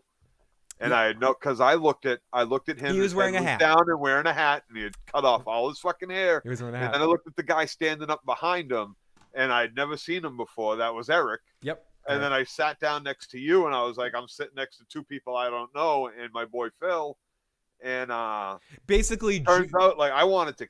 Joe wanted to kill this gentleman. Our best friend. Like I wanted to you wanted to murder him. So one of my two, obviously. So 3 or 4. But one of your best friends, you wanted to murder him, and you didn't realize you smoked a peace pipe with him it's 20 years ago. I had no idea. And later no idea it was him. Later that same night, Porno for Pyros were playing, and there was a woman who was up on stilts doing some flame imagery, like blowing flames, like doing like circus acts, and she caught on fire and fell down, and Steve Perkins, who's the drummer of Jane's Addiction, stopped in the middle of the song, jumped over the drum set and patted her out, and then they cut the show short. So it was like 2 times in the matter of a year that we had gone to see a Jane's product that had been cut short. Anyway, so Joe was coming out of the show, and Joe was very intoxicated on alcohol. And not just alcohol. I think we had split. No, I'll tell. I don't know if you want to say it. Yeah, but we had split like between the 4 of us in the car. 5 of us. 3. No, it was just 3 of us at that point. 3 of us. We had split. Oh no, 4. 4 because Amy. Half ounce of mushrooms. Amy was there. Amy was there as well. We had taken 4 ounces of mushrooms. Not 4 ounces, a half ounce. Half ounce of mushrooms. Split of a half ounce between the 4 of us. We each ate an eighth. So we were tripping. And it was actually 1 mushroom that weighed a half ounce. And we weren't drinking. I just said drunk because I wanted to cover the mushrooms. But since Joe's talking about it, I don't give a fuck. That was a long time. It was like fucking 25. Oh, that was a long time ago. It was a long time ago. Long time ago. It was a big fucking mushroom. And Joe was... Janelle almost got killed up against the barrier. Yeah. Oh, dude. Because the barrier, people were ripping it down. It was really insane. Yep. And it was on a college campus. Yeah, and Joe on the way home was screaming out the window on high on mushrooms, out of control, yelling at security guards, "I want to give you an enema!" Yelling at like, I'm gonna be. I started singing "Sir Psycho Sexy" to the cop. But then you start yelling like, "I want to put it like at the security guard, Joe." No, she was a fucking cop, dude. She was a state cop. And you said you wanted to put an enema in her ass. Well, that's where they go. I mean, that's true. You can't put an enema down your throat. You can't do it. Like I remember singing "Sir Psycho Sexy" to her as I was walking by her to the car, propping her up on the black and white unzip and your whole body. Amy was passed out in the back seat. Nick was. It was pouring out. We had 1 windshield wiper the whole way and back. You were like hanging out the window. It was a Wayne. It was very much a Wayne's World like moment. Yes, we were fucking crazy when we were younger. That's one of you many. You can show them that picture of Matt, me, and you. One of many different stories. Oh no, is this the? This is at a. This is Matt's wedding reception. Yeah, Matt's wedding there. This is a lot of good people that we... you want to see me with a mustache. This was all black. This is... I don't know if you can see that. On the far right is both of our good friends, Joe's former roommate and the kid I graduated high school with, and just an overall great dude, Greg Doucette. In front is Jessica L., who is another really good person. I actually did a podcast with her her uncle, but Joe and I, a good friend of ours who also stays very close with Matt. Behind her is amazing musician and probably one of the nurse. Probably as much as Joe and I are really horrible people, and most of our friends are, no, we're all good people, but he's a really good he's person. Literally the best of all of us. Of all of us, he's out there saving people's lives and putting more positive, good energy in the world than almost any human being I know. He's a travel nurse. He's a travel nurse, and he puts himself at risk and really emergency room too, and works fucking hard as shit, and is a talented musician to boot. Nicky C, he's an amazing person. Next to that, you can't really see him, but is Bubba Booby. Brett Bubba Booby, another talented musician, started a really great rock band called Big Gold Dirty Bucket, but does these artistic snowflake designs that are really awesome. And Brett's a good dude. He's just a good dude. Twin brother to Miss Antoinette. Yep. Miss Antoinette. Yeah, Todd. And next to him is some asshole named Phil. Next to him is some asshole named Joe. Then on to the side of Joe is Mandy W.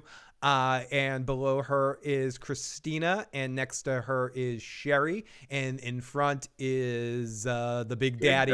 The Big Daddy Matt himself. So that was a fun night at Matt's wedding. So yes, Kyle says, I just pictured Joe tripping balls and belting out, "I've got something to say. I killed your baby today." He was screaming out the window shit like you would not imagine. Joe rants existed for many, many years, Joe. Many years. They weren't what you thought. Yeah, they existed. They existed. They existed in poker games. They existed. They existed. Yes. They existed in philosophical discussions that would happen in random discussions we would have with all of our friends. Joe rants. I've actually never said that in my life. That is just something Phil made up right What, now. philosophical discussions? No, I've got something to say. I killed your baby today. No. That's something a chatter said. Sonic says we need a TV show based on Phil and Joe's life. I forgot to mention two really horrible shows here before we start to wrap things up here. The History of the World remake or sequel series that they put out on Hulu is fucking trash. Mel Brooks is really funny in his segments, but for the most part, it's trash. And the other series, I don't know why I watch it every week, Joe. Maybe because I'm a masochist sometimes, is How I Met Your Father. It's the How I Met Your Mother sequel series that is absolute garbage. It's the equivalent of the writing of Fuller House or the That 70s Show remake. It's not horrible, but it leans too into the member berries. And if this was a sitcom just existed of these characters alone, I would still think it was kind of crappy. But the fact they lean into like How I Met Your Mother, like it's this shared universe series. It's the only thing saving it for me is I don't hate all the actors, and you can tell they're really trying. But the series just lets them down. Season 2 is better than season 1, but for the most part, it's just a crappy ass series, Joe. It's fucking crappy. It's just not good. And that is that. Joe, thank you so much. We'll be back very soon to talk about the series. Maybe we'll be back next week to play some fucking Last of Us. But if not, we'll be back soon to have some more fucking discussions. One way or another. Kyle says History of the World has its moments. Part 2 has its moments, but it's a slog. It's for the most part, it like has occasional skits that are funny, and I like all the Mel Brooks stuff. Him doing the narration's good. The little segments that you get with him occasionally are really funny, but I just think it should have just been one creative mind instead of what it seems like a lot of different people. I don't know. It just seems all over the fucking place, and when it's not good, it's really, really not good. A couple of segments are fine, but when it's bad, it's trashy, horrible bad. Agreed. Joe has definitely ordered a pizza during class today. What is the best comedy on TV right now, Joe? Would you say it's, from talking to you tonight, I would say you'd think it was Ted Lasso. Yeah, it might just be. For me, the best comedies on TV right now are probably either Only Murders in the Building or Shrinking. I think both those series are the funniest to me in the last year. So I would say one of those two. Good comedies are hard to find, and they're also, we've had this argument many times, and I think everyone is making everything in the universe subjective now. Like, if I like something, that must mean it's good. No. That doesn't work that way. Comedy is the only thing I accept as a total subjective thing, really, when it comes to genre stuff. Like, I think subjectively you can like anything of any genre, any place, any way, any shape or form. But I think comedy, it's so hard for someone to suggest a comedy because it's so hard to define what certain people find funny. Even you and I that have similar taste in a lot of shit, we don't find the same shit funny. No. Not at all. We have very big differences. We overlap in a lot of stuff. But some things that I find funny, you do not find funny, and same thing. Right. And like you'd rate most of South Park season after season God up tier. until now God as like tier. a 9, 10. Yeah, God tier. I'm like, the first 2 seasons are like, to me, they're still the 2 6. funniest guys in the universe. Like those 2 dudes are like top. And I say it's got its moments. Yeah, fair. You know, again, I don't want to just point out things that you like that I don't like because I don't know if you like certain things. Big Heads is an example. I couldn't get into that no matter how many times I tried to watch it. I just didn't dig it. I don't know, we're just picking adult animation. I don't even know what that is. It was Netflix animated series that you liked at a certain point. Yes. Even though it's more dramatic than comedy, you know, I think BoJack is one of the greatest comedy series of all time, and you're just meh on it. Yeah, I'm not even meh on it. You're like, it's trash. It's trash. Yeah, to me, it's the greatest comedy series, one of the top 2 or 3 comedy series of all fucking time. You know, so like that's an example of how our comedy tastes differ. But we both think Clue is one of the greatest movies of all time. We both think certain things are hilariously funny. Eddie Murphy's hardcore comedies, I think we both think are great. Gene Wilder, Richard Pryor, like that kind of stuff we would both agree on. But I think it's more, there's certain stuff comedic wise that, especially both laugh our asses off at Chappelle. At Chappelle. Right? Like, but there's certain comedy. I'm trying to think of more things we disagree on comedically wise, but there are definitely things. He thinks Full House is one of the funniest shows ever. I do not think Full House is one of the greatest shows or funniest shows ever. You're a dumbass. So I need Orville season 4. I can't wait for Supergirl's comedy is hard to find. I hate the first 3 seasons of Family Guy. I hated those seasons working on it. Killmonger. You know. But yeah, I think especially as we get older, our comedy tastes change. I think when we directly hung out more, I think that's one of those things. Like when you hang out with someone directly, it's almost like that's one of those things that shared taste. When you live with someone or you spend time all the time, I think Joe and Katie probably have a closer comedic taste to each other than Joe and I do. And then when I was married, my ex and I definitely had a similar comedic taste during that period. Like when you live with someone, when you're dealing with them every day and you're interacting with them every day, I think you share comedic taste. I think when Joe and I spent pretty much almost most hours of the days with each other in our late teens and 20s, and even into our like early 30s maybe, we had more of a similar taste in funny things. Yeah. You know, whereas now there's stuff I'm like, I wonder if I should be like, Wednesday's a good example. I found Wednesday hilarious and charming. Big mouth. Big mouths, not big heads. Big mouths. Yeah, big mouths. Sorry. That's fine. No, don't correct my ass. But I think we both like Cheers and Frasier. You know, like we both like we both like different things. So yeah. So but comedies are tough. We both like Raising Hope. Yep. But yeah. And My Name is Earl. Yeah, I like Raising Hope better than My Name is Earl. I think you might like Earl Me better. too. Oh, you like Hope better? No, I do. Okay. The Expanse. Joe, do you like The Expanse? I did. Should I? I do. Will I I? do, yeah. Will I like it? Or is it too Babylon 5? Neither. I don't know. I can't say if you'd like it or not. Your sci-fi taste is harder for me to grasp. It's more. I need more. My sci-fi taste is weird. Cheese or fantasy elements mixed with my sci-fi. I don't know. Like this then. I don't know. Like, it's a hard thing to nail down what my sci-fi tastes are because I'm not a true sci-fi geek. But I think you might. But I love Star Trek. Yeah. And Deep Space Nine, specifically Deep Space Nine, Next Generation 2, Original Cast 2, Voyager and Enterprise to a lesser extent, but especially Deep Space Nine.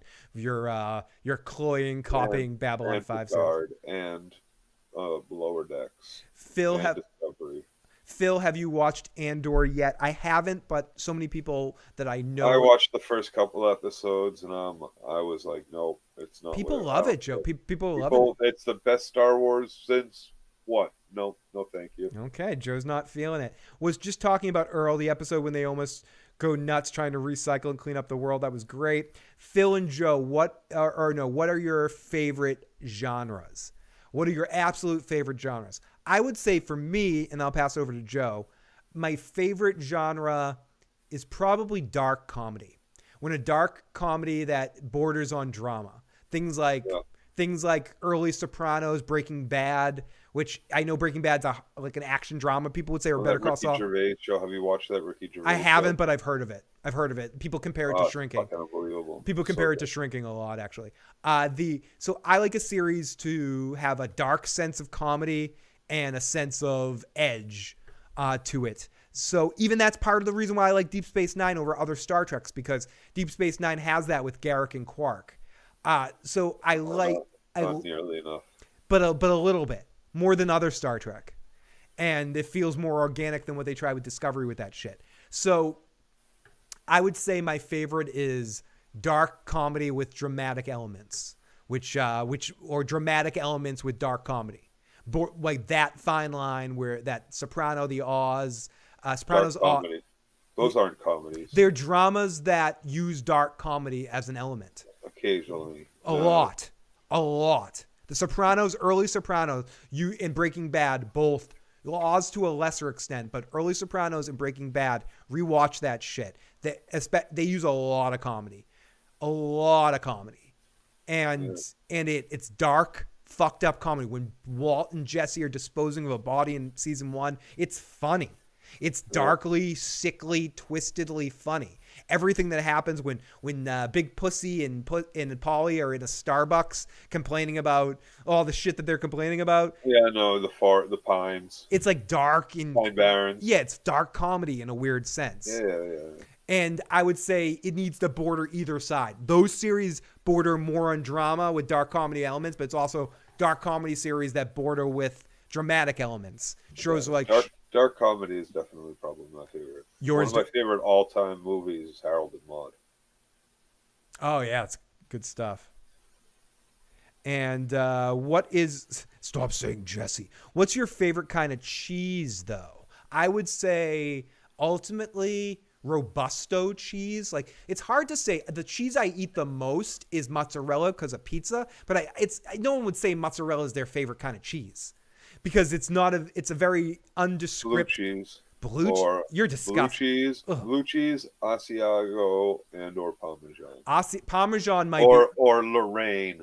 Parmesan. Something with fucking deep funk and bite to it. Not like a spicy hot pepper bite, but like something that's got cheese bite to it. Like that's why I like Robusto, which is kind of like that shit. If like I walk into a room and I'm like, oh, whose fucking feet? And someone goes, no, that's this cheese.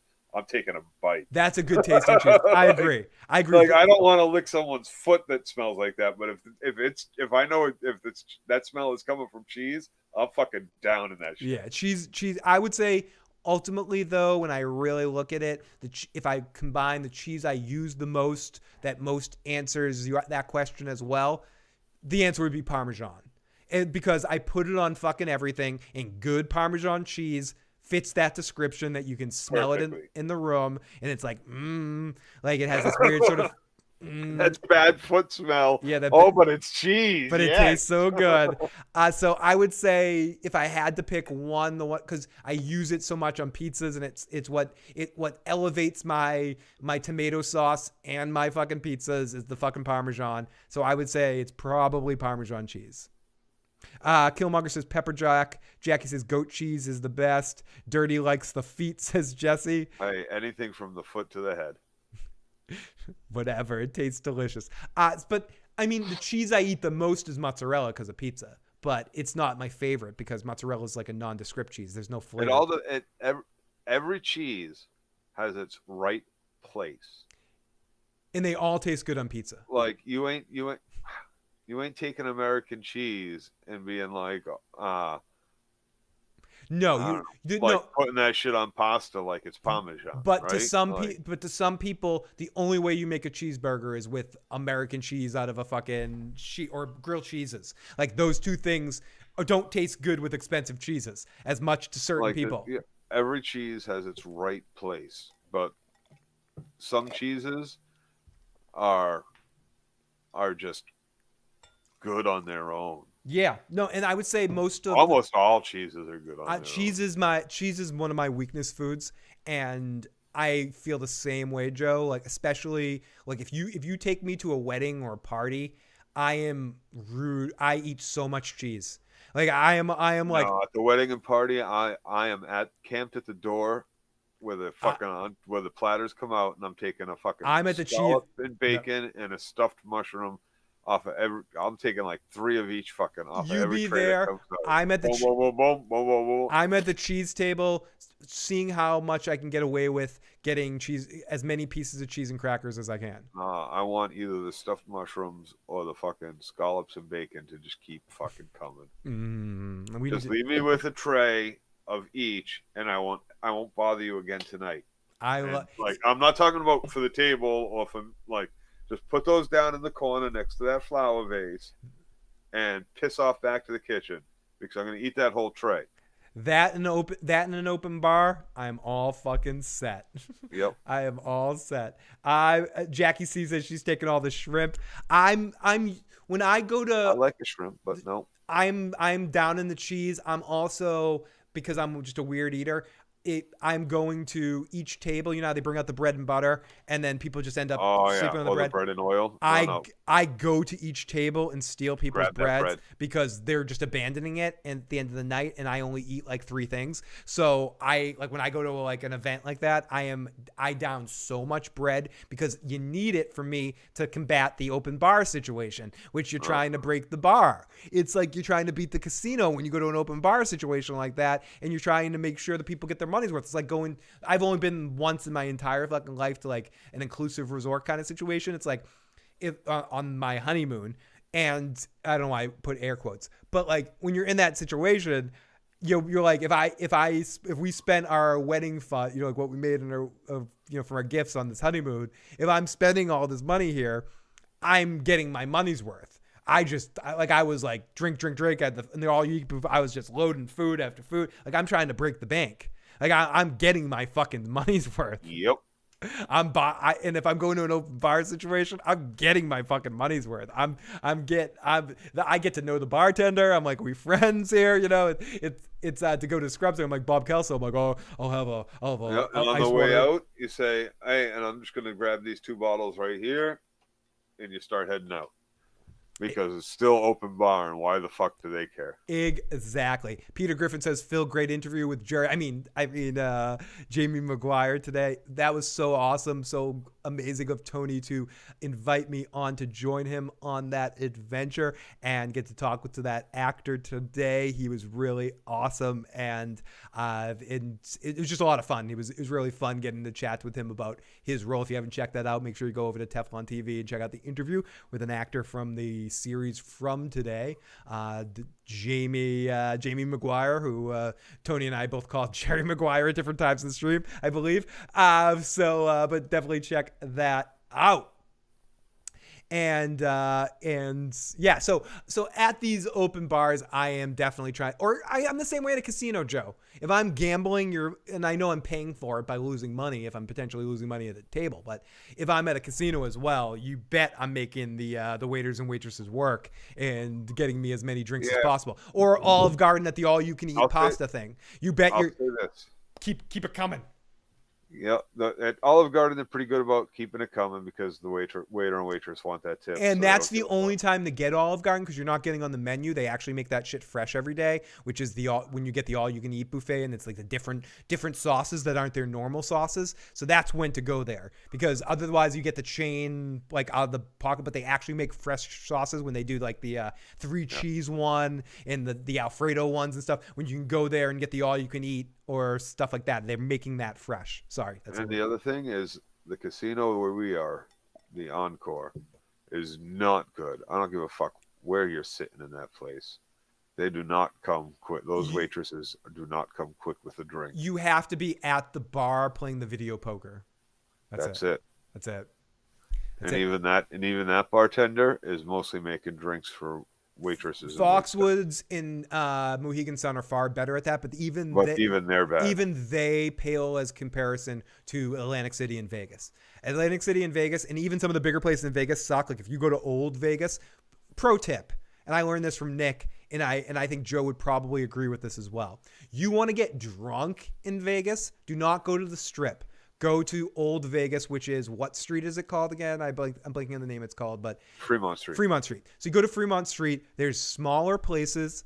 The waitresses are closer. Where Binions is, where the Four Queens they is, will the get you so shit-faced. There's a bar there. There's a casino there that actually takes nickels and dimes that you change in, and you can go play different games like slot machines, nickels and dimes, and waste $2 and drink like 5 drinks. And that's not entirely true. There are some smaller places that were on the last time I was there. They were still there. There's like places, I don't know if it's still there. The Westward Ho is gone. Oh, you mean on the strip, on the actual strip? Yeah, there was lots of fun. They're few and far between. Places that still want you to come in, that will target the smaller places like when you're in there. $1 drinks and shit like this that are like huge as your fucking head. Go off the strip. For you in a minute. Yeah, go off the strip. There's places off the strip down by where. Dude, I had a great time at this place called the Emergency Room. Way fucking, I don't even know. I looked it up. I was like, okay, that's a small bar, and I went there. Jesse, does Wisconsin have casinos? I haven't really driven through there, but if Wisconsin, like that, those are the type of places. Like around here, Massachusetts, they try to get you to steer you to the bar. But you find the right places in Vegas, in Atlantic City. Find smaller places that want your business, and they will feed you more drinks. If you're going there just to drink, go to those smaller places. They're better. And if you're going there and with eating, there's no competition here in Boston. Zero.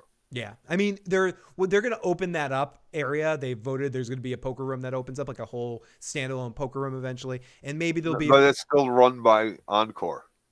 That's owned by Encore. That's not a competition. Luna. They're just moving their poker room across the street. Luna, I sound like an alcoholic here, but yes, I do have a system when I go to casinos. I take $100 bill and I put it in a slot machine in the high roller section, and I never push the button. I never actually gamble. I sit there and I wait for the waiter or waitress to come. I get my free drink. I take my $100 out and I finish my drink, and then I go to another high section, slot section, and do the same thing again. It works actually very well. You have to just be committed to not push that button to bet and just get your money out of there, so you're not gambling on a slot machine. But if you're sitting there and you're like thinking like you're playing and you're in the high limit section, you have to be putting the $100 in. You have to put the $100 in, and they will come over, and you get your drink and you move on to the next high limit section. It works. It fucking works. It's a scammy thing, but I guess it definitely works. And they see you doing it, you'll get 1 or 2 drinks that way. But that's it. You'll get them quick. But in Vegas, you can just go to another casino and just keep that up all the way down the strip. Yeah. And drink all night for a couple of dollars. They need to allow for a couple of more casinos in the Boston area. Not to mention. The other poker rooms everywhere. The other thing people don't talk about when you go to Vegas to drink is if you can always go to the convenience stores or the CVS or anything that's on the street that has huge drinks for $2, like drinks that you would get for $5 here, like a beer for like $3 or $4 that you buy in the store down the street is $1.50 in Vegas. So those, I have like a big Blue Moon that's this big that I got down at the convenience store because I needed to make $5 to get something else on my card. So ended up getting a big Blue Moon. You can get those in stores all the way up and down the strip for like $1 or $2. Sometimes they have like deals in those stores where you can buy like a couple for, you buy 2 or 3 for a couple dollars or something like that. So there is inevitable, and you can drink outside too. Again, I know this turned into like how to get drunk in Vegas stream, but it's very cheap once you go. If you're looking for a good vacation that's cheap, and all you really need to do is pay for your hotel and you can get your drinks for the rest of the strip, just people watching. If you're committed to not gambling, and you can get free food and free fun in Vegas without having to spend a lot. That's why I end up going there more often for vacations than not, because if you just pay for your hotel, you can get a lot of other stuff for free if you play your cards right. No pun intended. Whatever you do before you go, look up online for coupons to download to your phone or print up to have printed and bring with you. And you will get everything half off, 3/4 off, free entry, free drink, free this, free that, free lap dances, free everything. Shop that shit and don't be afraid to. And seriously, bring them with you. Like that's something that Puppet Bear Larry fucking taught me. No, me too. Honestly, every time he prints up, he has a folder he brings with him of just fucking stacked with coupons. Honestly, the only thing he coupon cuts for is a trip to Vegas. Honestly, coming from the naive, stupid, on the cuff Caribbean stud poker vibe that my mother and Scott had, meeting Larry was the greatest thing that ever happened to me as a gambler. And I've lost less money in my life because of meeting Larry and talking to him about gambling. You know, whereas my mother and my stepfather, I grew up, were horrible gamblers. They'd go to the casino and play the worst games like Caribbean stud poker or those horrible Texas Hold'em kind of games and shit like that. They'd sport bet the worst kind of betting, and they were huge gamblers. But they would get bet in the worst possible way. Then I met Joe and Larry and their brother Martin and Ben, and spending one day at the casino with a bunch of them, I learned more than I learned in my entire life. They're all like measured gamblers in their own way, which all stems from Larry, but they all have different elements of it. I would say Joe hates when I say this, but I would say Ben's probably the best of them all. But he's the poker? Yeah, I would say Ben's the best poker player of all of you guys. Honestly, can't say that he is. Not if you go by winnings and tournaments. Would you say you are? Not at all. Most of those games at home games, like he played a good game, but no, I would say, and I would argue that Ben plays the right way most of the time. He deals with people screwing with him a little bit. So who would you say is the best poker player in your family? You know the answer to that. That's what I'm saying. You say it was you. All three of you would say it was you. Martin would say it was not true. Martin, not true. I don't think Martin would say that now. I honestly don't. I don't think he would.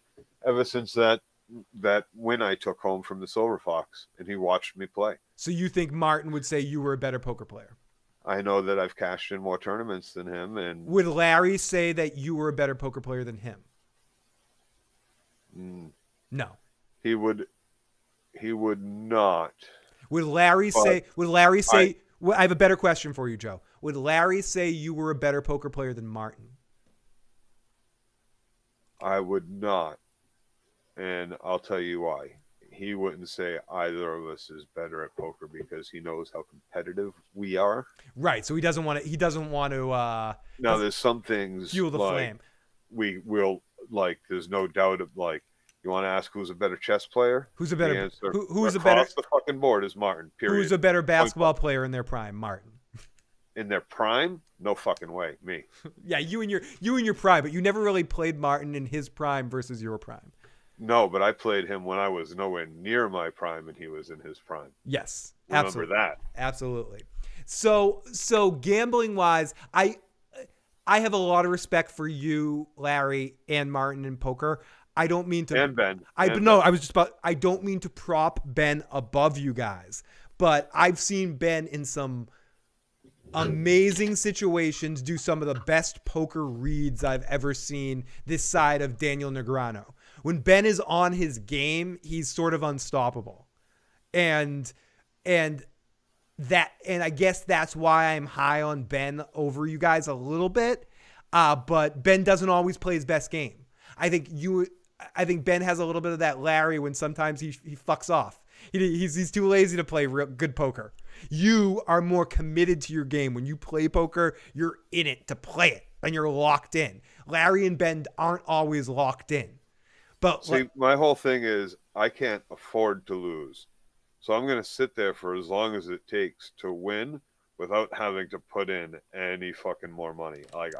You're like me. I play scared too because I'm so broke. That's why I haven't played poker. I do not play scared. Do you think I play scared? I actually don't think you play. I don't play scared. I don't play scared. I think that anytime, the reason why I haven't played in as long as I I haven't played is because I'm broke. I don't have them exactly. I haven't played poker I'm in broke so too. long because I broke. And when we used to play a lot for like $2 limits and shit like that. So now, if I wanted to go and play to any game I wanted to buy in right Those now, are the home games that we right? played. I don't have the money that I could buy in to casino buy. If I had money right now, I'd buy a new computer for the podcast, or a new TV, or a new drum set, or I'd pay for a trip to Orlando to go to the Con of Thrones. Like, I don't have money to go to a casino and play poker right now, Joe. I just I don't. And that's the thing. If you knew it was 100% that you were going to win, you would go. I'm 60% I'd win. And that's just it. When you go and play, and when I go and play, when we take that money and we go and we sit down at a table, it's because we know we have that money. It's okay to lose that particular money at the time. So when I go and I sit there, like the thought of the money is already gone. Once I put it in chips, it's not money anymore. The guy who invented chips, hey, it worked. It worked on me.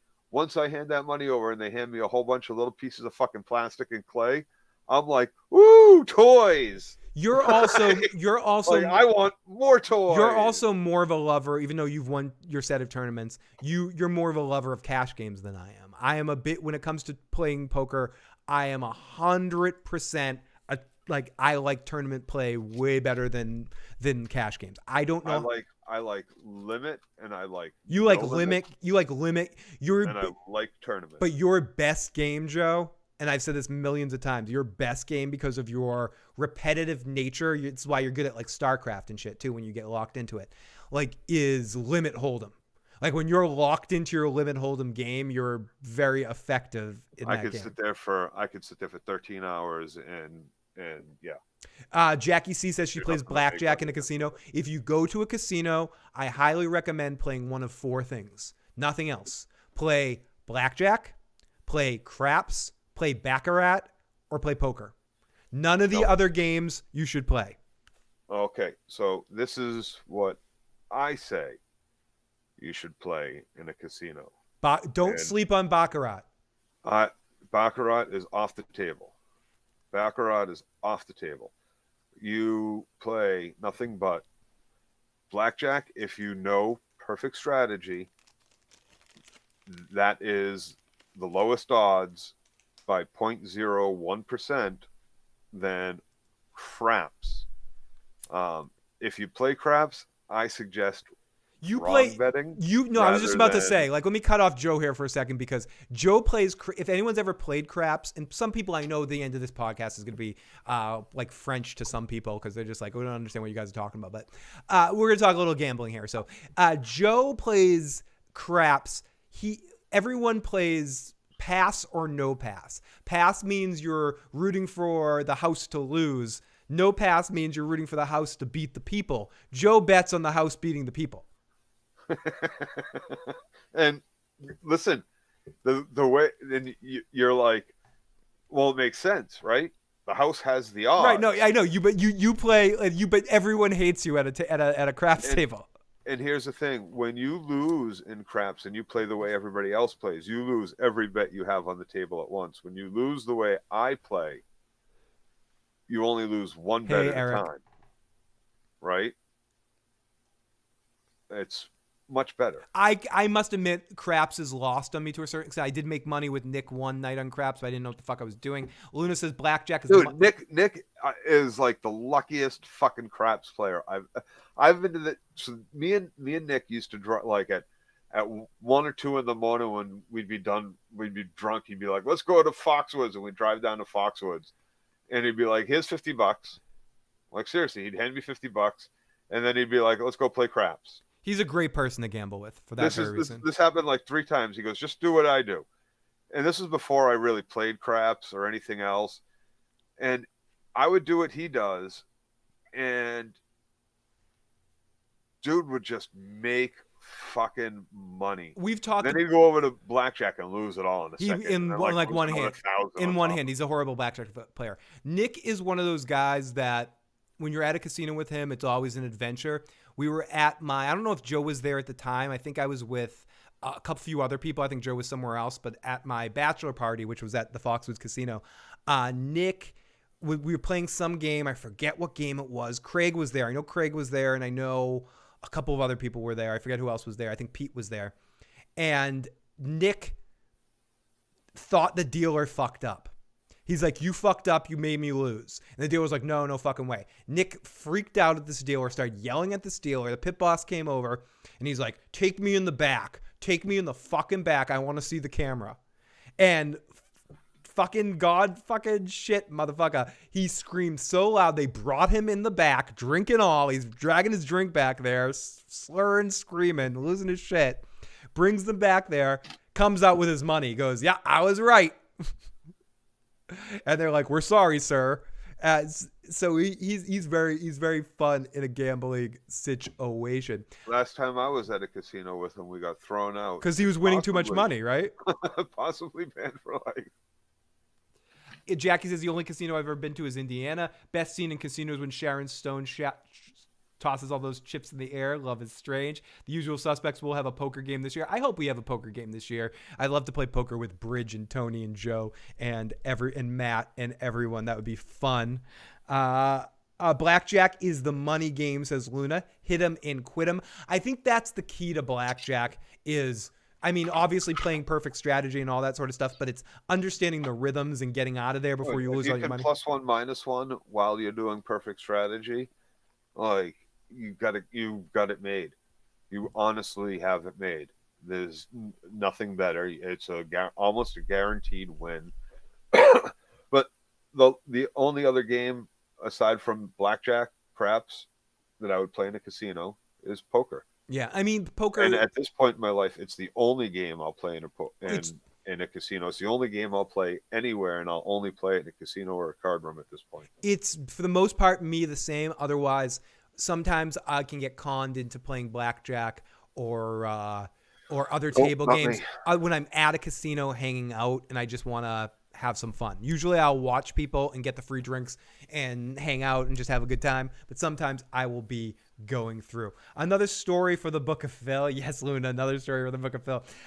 Jackie C says, the only casino I've been to is Indiana. Oh, we already said that. Sharon Stone is everything in casino, which makes me ask you a question, Joe. I don't know if I ever talked to you about this. Martin Scorsese movies. Are you a fan of the Scorsese movie? Are you a fan of Goodfellas, Casino, Wolf of Wall Street, all of the Scorsese movies, or you think he's overrated? Even Bring Out Your Dead. Yeah, he makes great shit. He makes the first episode of Boardwalk Empire he directed, which is a really awesome episode of Boardwalk Empire. For my money, Martin Scorsese is the greatest director of all time. Yeah. I think it's a short list of a few directors you can have that argument about. I think Spielberg deserves a mention on that list, even though I don't like all of his movies. They're all of a certain quality level that deserve. Cameron deserves a mention. Tarantino deserves a mention. Yep. So a lot of people deserve. Alfred Hitchcock deserves a mention if we want to go back in time a little bit. But for my money, if I had a movie to direct, and I've heard people argue that it depends what the genre is, but I would say exactly. I was just about to say that. Tony said that before. Tony has said that before too. He's like, yeah, if you want a crime thriller, Scorsese's your guy. Yeah, but what about a musical? Like I like Baz Luhrmann. I would still. Some people don't. But I like Baz Luhrmann too. Do you like the Elvis movie? Did you see that yet? I haven't seen it yet. No. It's on HBO Plus right now. It's good. I didn't know that was Baz Luhrmann. Yeah, it's the newest that new Elvis movie. It's very Baz Luhrmann. Like I would say if you dig Elvis enough to be warm enough to his music and you like Baz Luhrmann movies, you're gonna like it. It's like if you're doing a mockumentary, you're going for the guy from the Six Fingered Man, right? Oh yeah, Christopher Guest. Like there's certain genres, certain directors, like you want. Period. Like if you're gonna do slapstick comedy, who do you want? Slapstick comedy, Mel Brooks in his prime. Mel Brooks, exactly. In his prime, yeah. Right, like, and please, though, Mel Brooks, leave out the singing musical ending. Oh, come on. The Inquisition. Come on, Robin Hood Men in Tights was great. Yeah. It was great. Arguably his worst film ever. Scorsese HBO vinyl.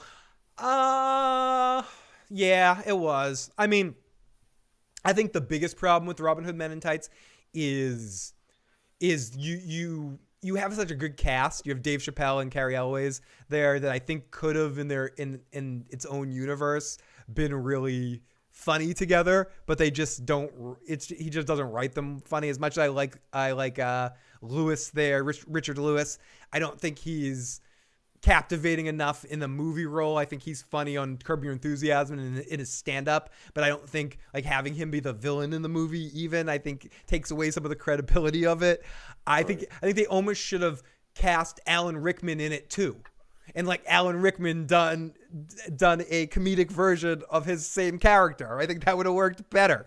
I just think I think I love Richard Lewis. I really do. I think he's amazing on Curb, and I really do like Richard Lewis' stand-up, but I think he's the worst, one of the worst part. Him and Robin Colcord from Cheers that plays the other main villain. Like the two big villains are like really lame in that movie, and it makes it not work.